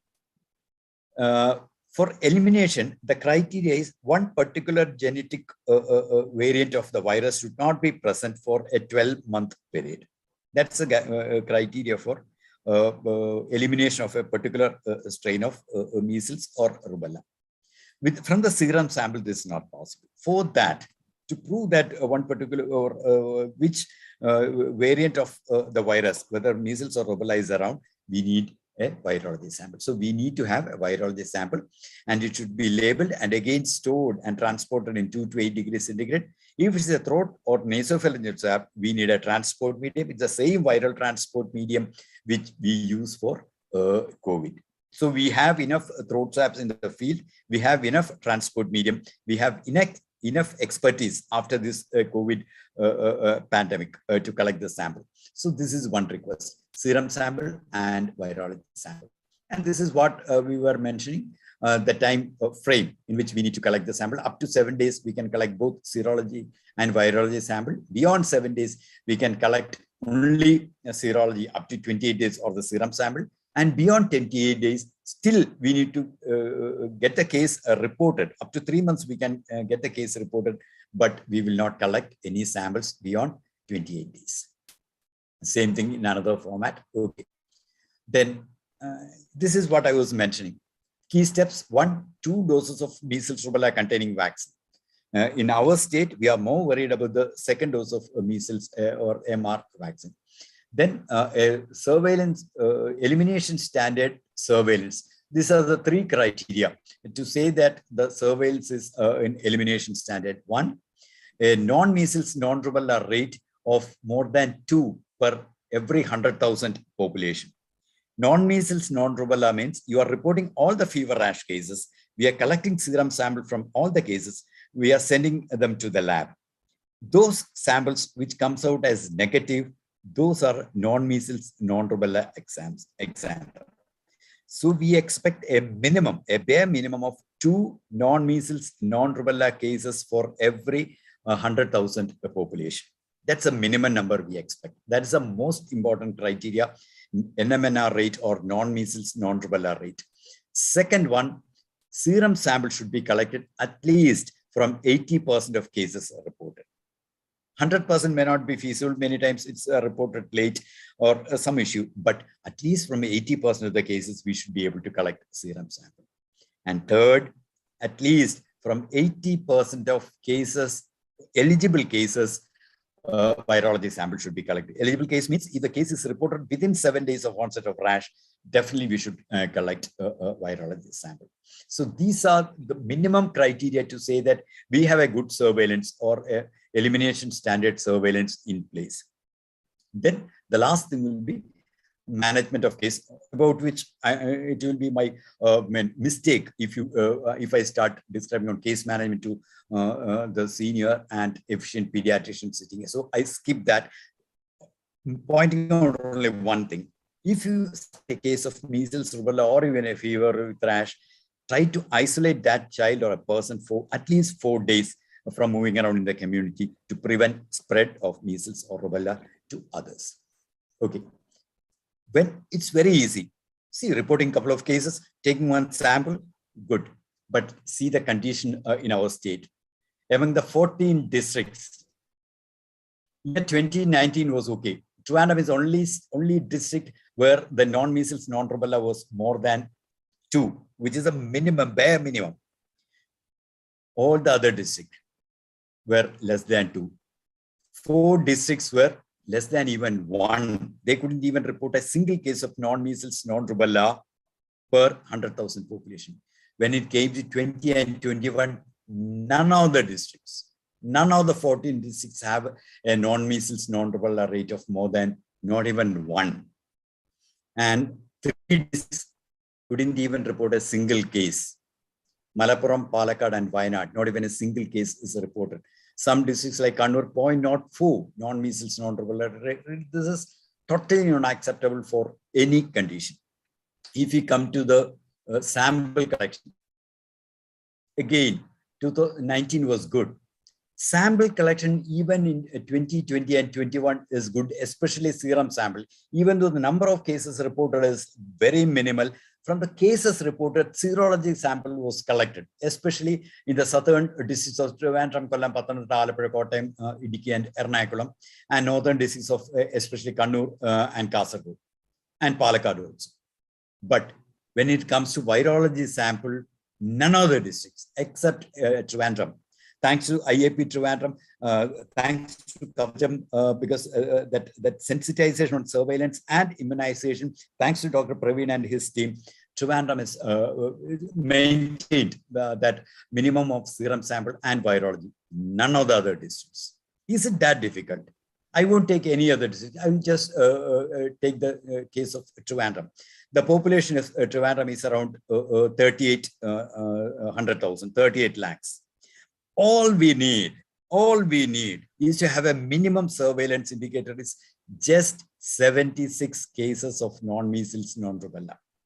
If every IAP member reports just a single case of fever and rash, not necessarily from your patient, from your pediatric, through your sensitization, through your contacts, even adults, if you can report just one case, every 14 districts will become green, at least in reporting, in non-measles, non-rubella.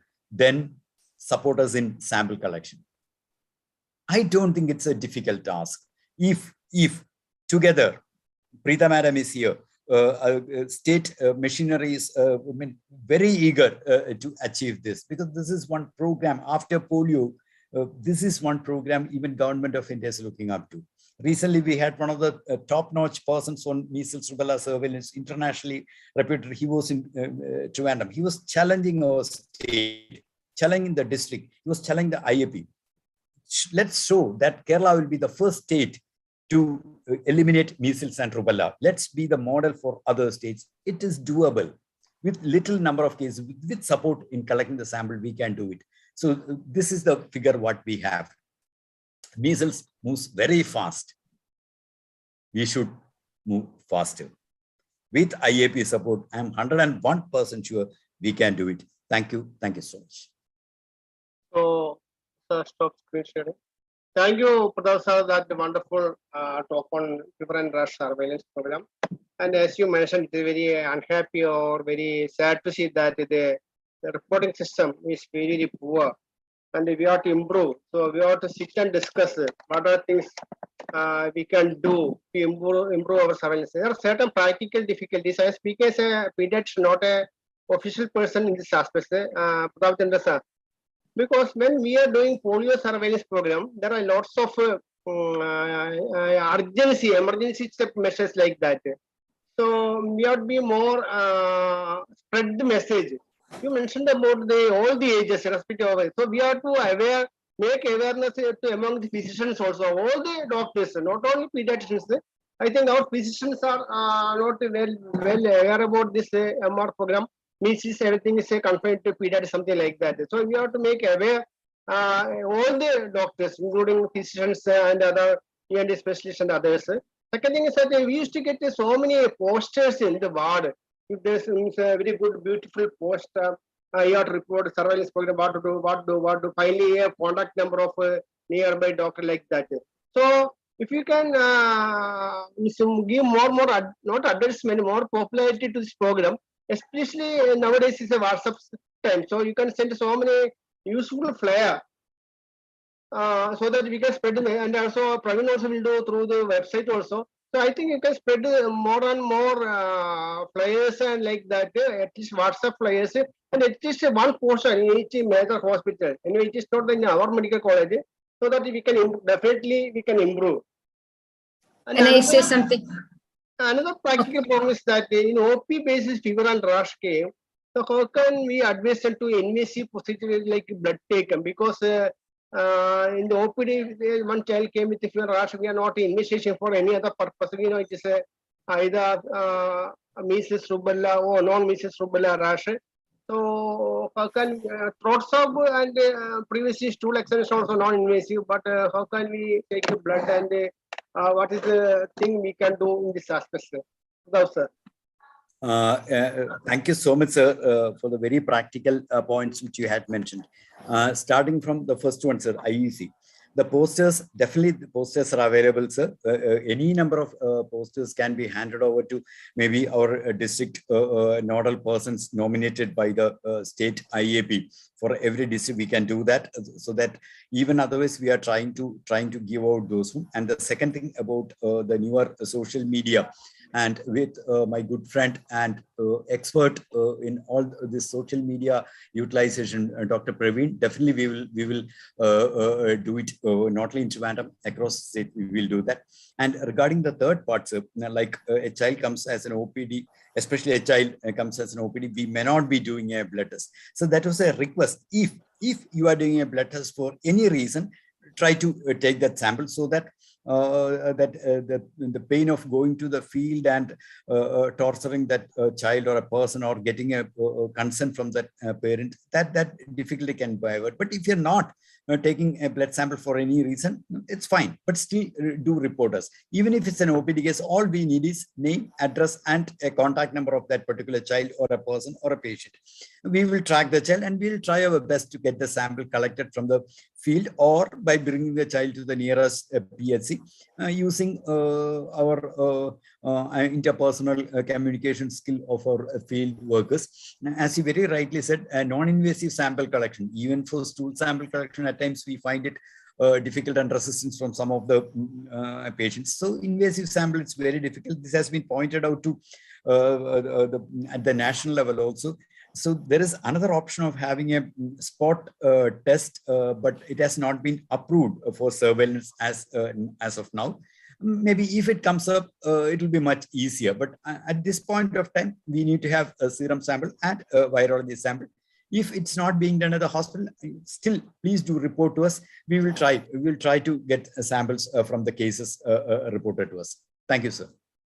Can I say something? Yeah, yeah. Very crisp presentation, Doctor.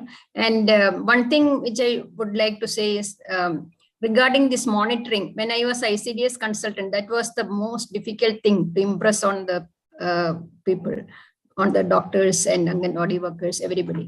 And regarding this surveillance, people have an impression, especially pediatricians, most of them have an impression that it is measles surveillance, and you have to impress, that is fever with rash surveillance and not measles surveillance.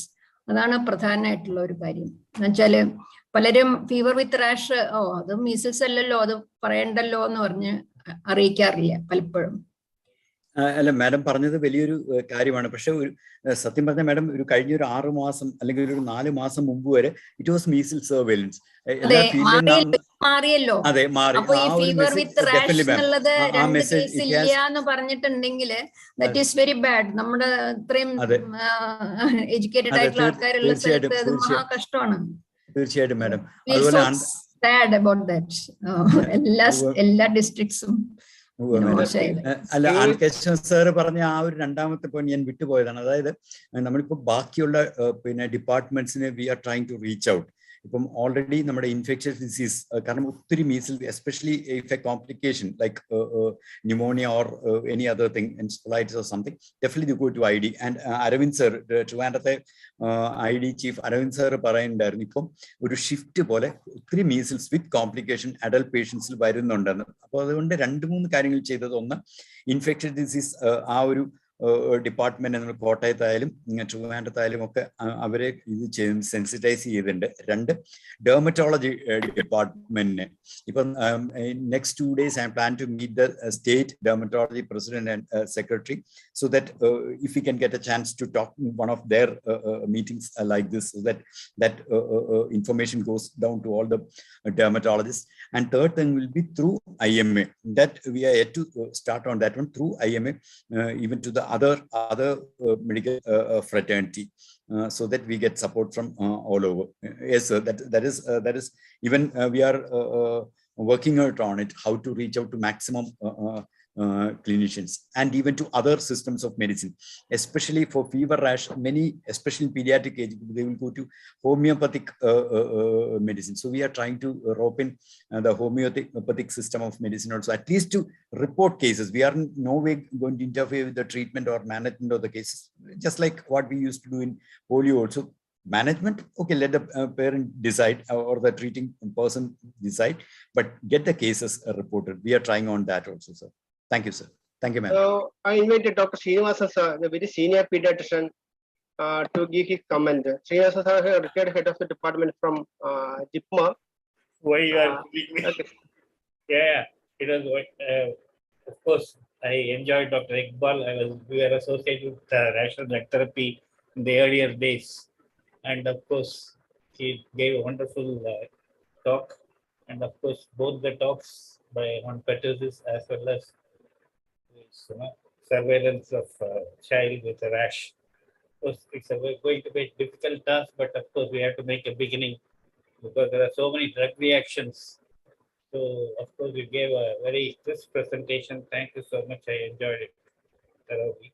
And I hope we'll move forward in preventing pertussis as well as trying to control various problems with rash. Of course, now we find that so many this and so many other drug-related rashes are coming. So the task is very huge, but I'm sure you will, those people who are responsible for this program will make it successful. I wish them all the best. Thank you so much, Dr. Ananta Keshavan. And I was missing Dr. Purushottam, who looks like Dr. Ananta Keshavan. So he has also come. I mentioned to him, where is your lookalike? So nice. Thank you. And Dr. Parvati also, I thank you, madam, for your comments. There's some questions from Dr. T.D. Mullins. I request Dr. Mullins sir to give some comment. He's head of the Department of Pediatrics at Palakkad Medical College. Mullins sir, please.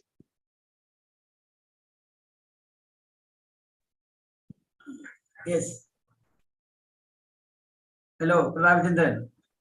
Yeah. Yeah. Good evening, sir. We were doing PG together at Trivandrum. Sir. I am happy to see you as a SMO. Trivandrum, very good. So many years have passed, sir. After so many years. Yes. So much of water has flowed down the river. Yes, yes. One question is, if you water are is going still flowing. Water is still flowing. If you are going by this program, you have to report all the viral fevers with rash, isn't it?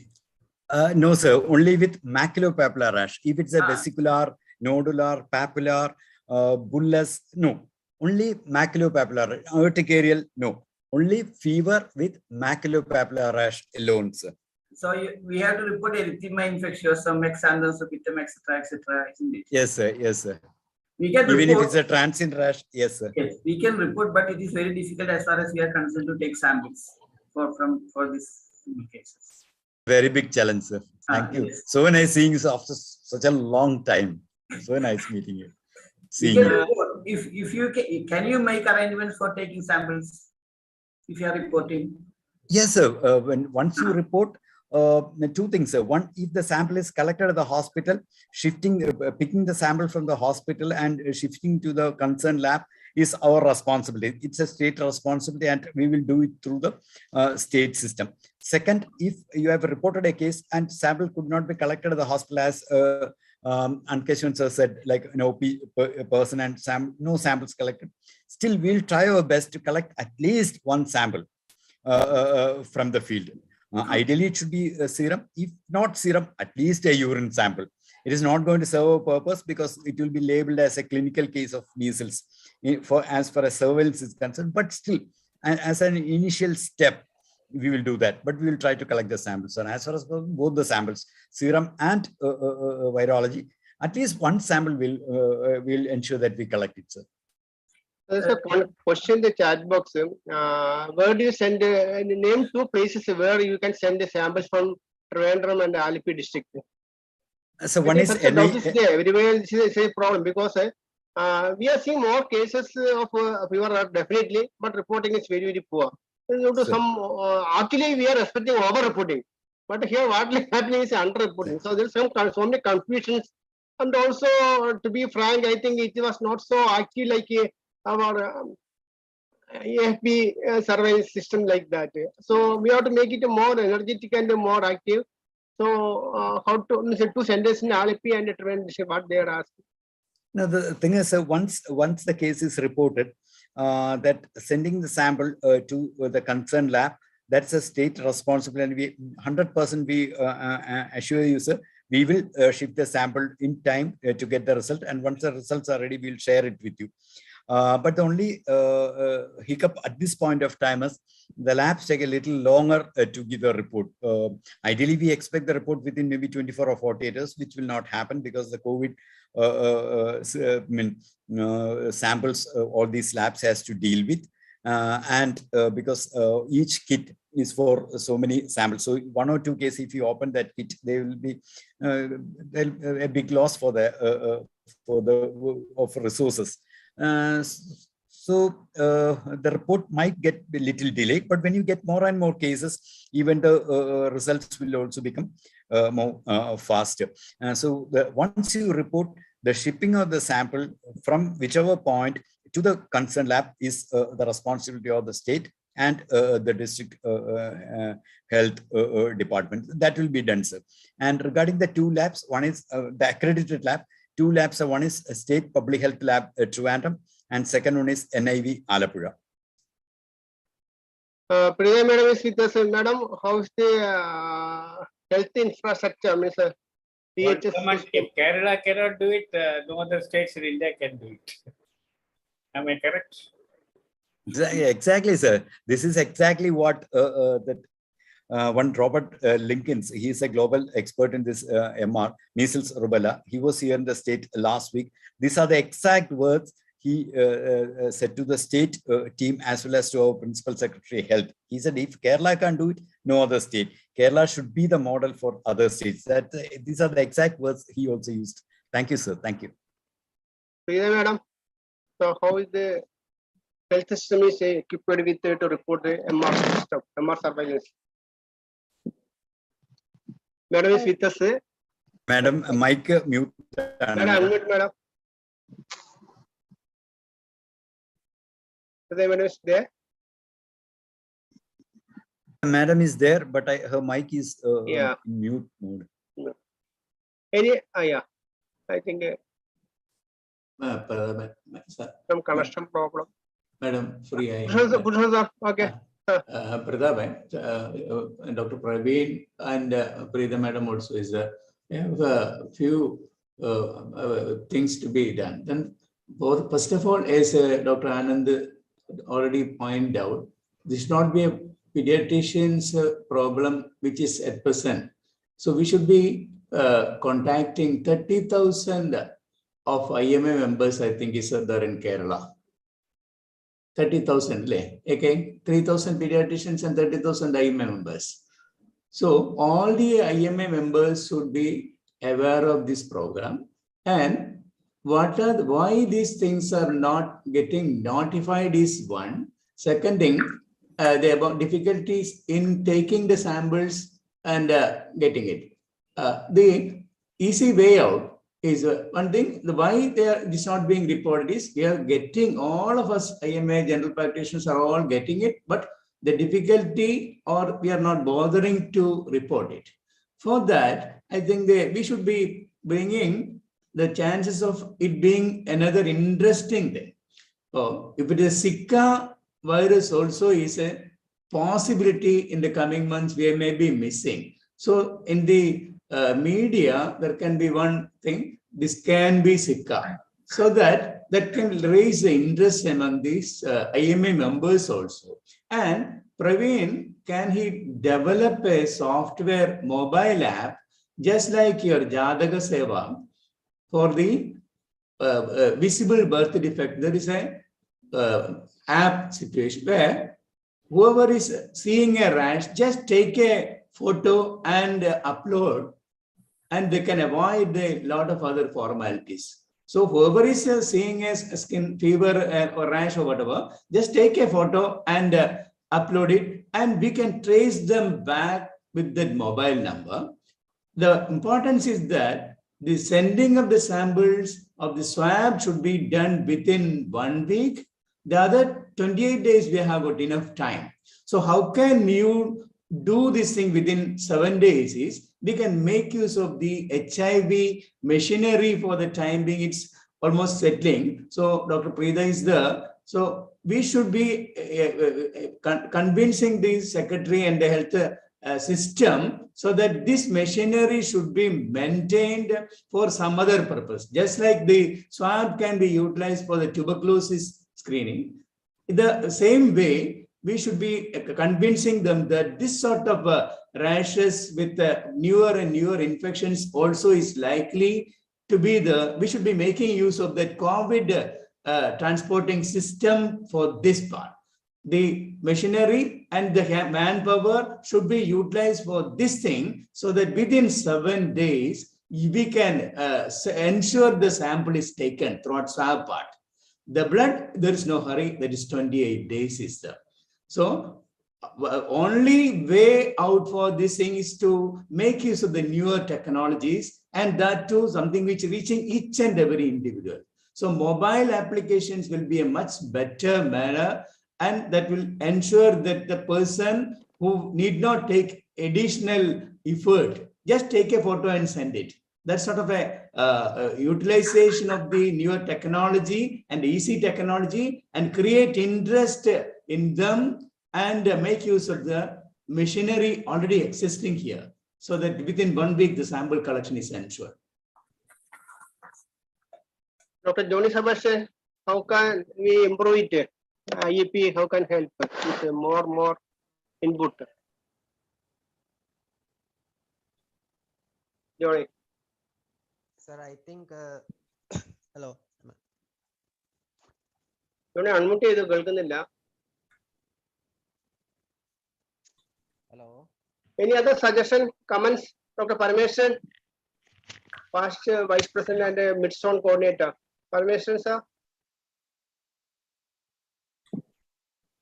So if there's no more comments, I would like to, on personal behalf, I would thank both Pratap Chandra sir and also Sanjay Lalwani sir, and also all the dignitaries to today's program. Parameswaran sir, please. Reporting is very, very poor, and the information about this reporting and sample collection is not at all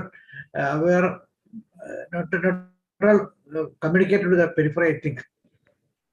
So our district is very, very back in reporting and sample collection. We have to improve a lot, and the help of the IMA also has to be sought out. We will help in all means from Malappuram district. The final word to from Dr. Praveen. Praveen is the main link in connecting government and the IAP and the private sector, everything. So, Dr. Praveen. Thank you sir.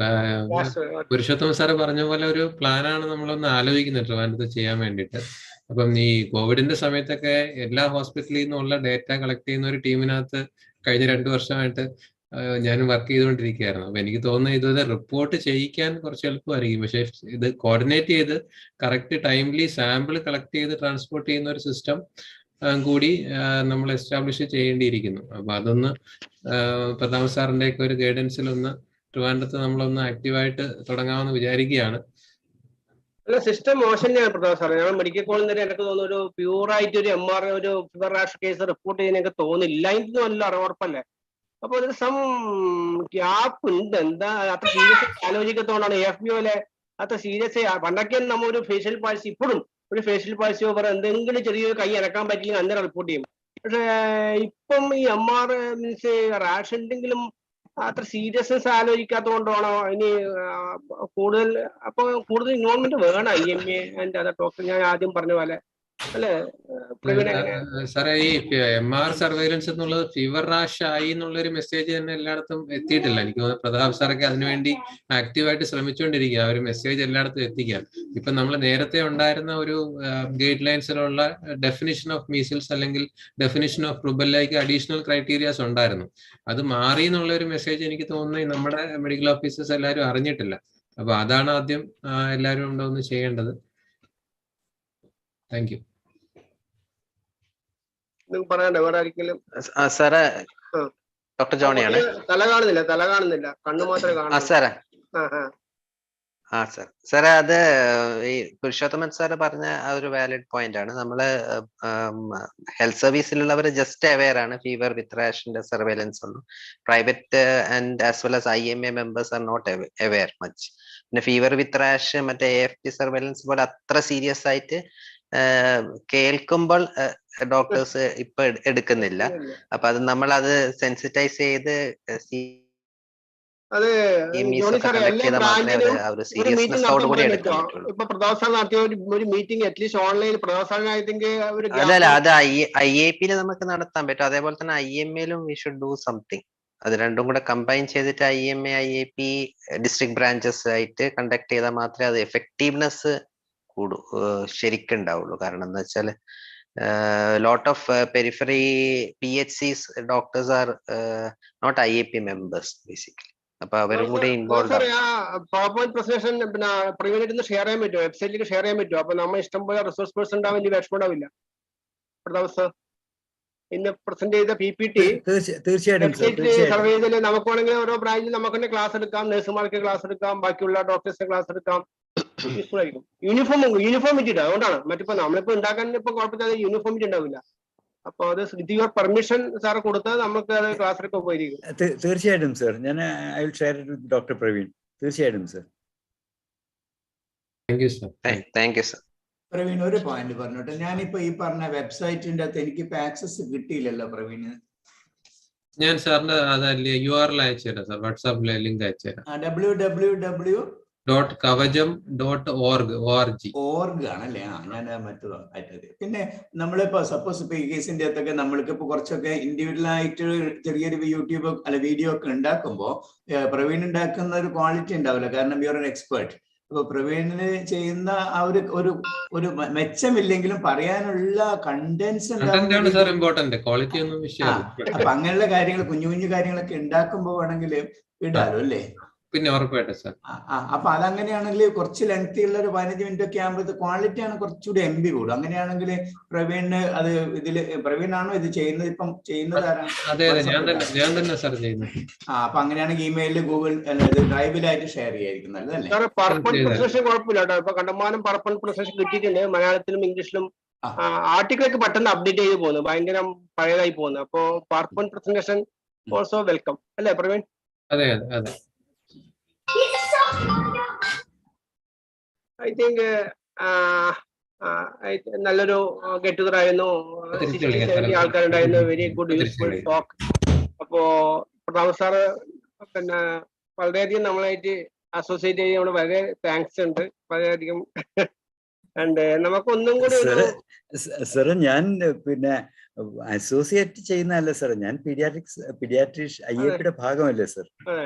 അപ്പൊ ഒന്നും കൂടി നമുക്കത് പിന്നെ പ്രാവർത്തികമാക്കണം. അത് എല്ലാ ബ്രാഞ്ചിലും ജോണിയായിട്ട് ആലോചിച്ചിട്ട് പിന്നെ ഇതുപോലെ പിന്നെ കൂടുതൽ ഗവൺമെന്റ് ആശുപത്രിയിൽ എത്തിച്ചിട്ടും പിന്നെ മെഡിക്കൽ കോളേജിലേക്കൊക്കെ ഒന്ന് കടന്ന് ചെല്ലണം. എനിക്ക് തോന്നുന്നു 28-32-34 മെഡിക്കൽ കോളേജ് ഉണ്ട്. അവിടെ നിന്ന് എനിക്ക് തോന്നുന്നു ഒരു വലിയൊരു പോസ്റ്ററും കോൺടാക്ട് നമ്പർ ഞാൻ സാറിനൊരു മെസ്സേജ് അയച്ചിട്ടുണ്ട് വാട്സാപ്പ്. സാർ പിന്നെ നോക്കിയാൽ മതി. അപ്പോ അങ്ങനെയുള്ള ഒരു ഇതൊക്കെ ഉണ്ടായ ഒരു സ്റ്റിമുലേഷൻ ഉണ്ടാവുമെന്ന് തോന്നുന്നു എനിക്ക്. പണ്ടൊക്കെ നമ്മളെ സുബ്രഹ്മണ്യൻ തന്നെ ഓർമ്മയുണ്ട്, നമ്മളെ അവിടെയൊക്കെ ആ ക്യാൻറ്റീനിൽ അവിടെ ഒട്ടിക്കും ഇവിടെ ഒട്ടിക്കും ഇവിടെ ഒട്ടിക്കും ഇവിടെ നമ്മൾ അറിയാണ്ട് നമ്മൾ മൂക്കടം മുട്ടിപ്പോവും, നമ്മൾ റിപ്പോർട്ട് ചെയ്തു പോകും. അപ്പൊ അങ്ങനെ കുറച്ചും കൂടെ ആക്റ്റീവായാലും എനിക്കൊന്ന് ഇമ്പ്രൂവ് ചെയ്യാൻ പറ്റും. ഈ കേസ് എത്ര 2 lakhs ഒന്നുമില്ല അല്ലെ? അതിൽ എത്ര കേസ് ഉണ്ടാവും? ഒത്തിരി കേസുണ്ട് സാർ, കണ്ടമാനം കേസുണ്ട് സാർ. പറഞ്ഞവരെ നോട്ട് ഗെറ്റിംഗ് റിപ്പോർട്ടഡ്, അതാണ് പ്രശ്നം. കേസ് ഒത്തിരി ഉണ്ട് sir. I think definitely we can make it, and I once again thank all of you. ഇപ്പൊ അവസാനം വരെ ഇന്ന് എല്ലാവരോടും പ്രത്യേകിച്ചും പിന്നെ ആദ്യം മുതൽ നമ്മുടെ കൂടെ കൂടിയവരോടും പ്രത്യേക താങ്ക്സ് പറയുന്നു. പ്രതാപ് സാറിന്റെ അടുത്ത് നിന്ന് നമ്മളെ compulsory safe card programme, compulsory immunisation card പറയുന്നില്ലെങ്കിലും നമ്മളൊന്ന് ഗവൺമെന്റ് ആയിട്ടൊരു ചർച്ചക്ക് ഭാവിക്കുന്നുണ്ട്. സാർ അവിടെ നിന്നുള്ള സൗകര്യം ചെയ്തു തരണം. പ്രവീണുണ്ട് അവിടെ, ഇക്ബാൽ സാറിനെ കണ്ടിട്ട് നമുക്ക് അവിടെ നിന്നുള്ള ഗവൺമെന്റ് ഒഫീഷ്യലായിട്ട് കാണുന്ന ഒരു പരിപാടിയുണ്ട്. സ്കൂൾ അഡ്മിഷൻ മുമ്പേ നമുക്ക് എന്തെങ്കിലും ചെയ്യാൻ പറ്റുമോ നോക്കണം. മുനിയ സാർ ഒന്ന് കൂടുതലായിട്ട് IAP-ലേക്ക് വാ. പാലക്കാട് IAP-ക്ക് ഒന്ന് activate. Very happy to see Ravindran after so many years. തീർച്ചയായിട്ടും സർ, തീർച്ചയായിട്ടും സർ. ട്രിവാൻഡ്രത്ത് ബന്ധമായിരിക്കും അല്ലേ? അതെ അതെ, പോസ്റ്റ് ഗ്രാജുവേഷൻ ഒരേ സമയത്താണ് സർ. ശരി sir, thank you very much.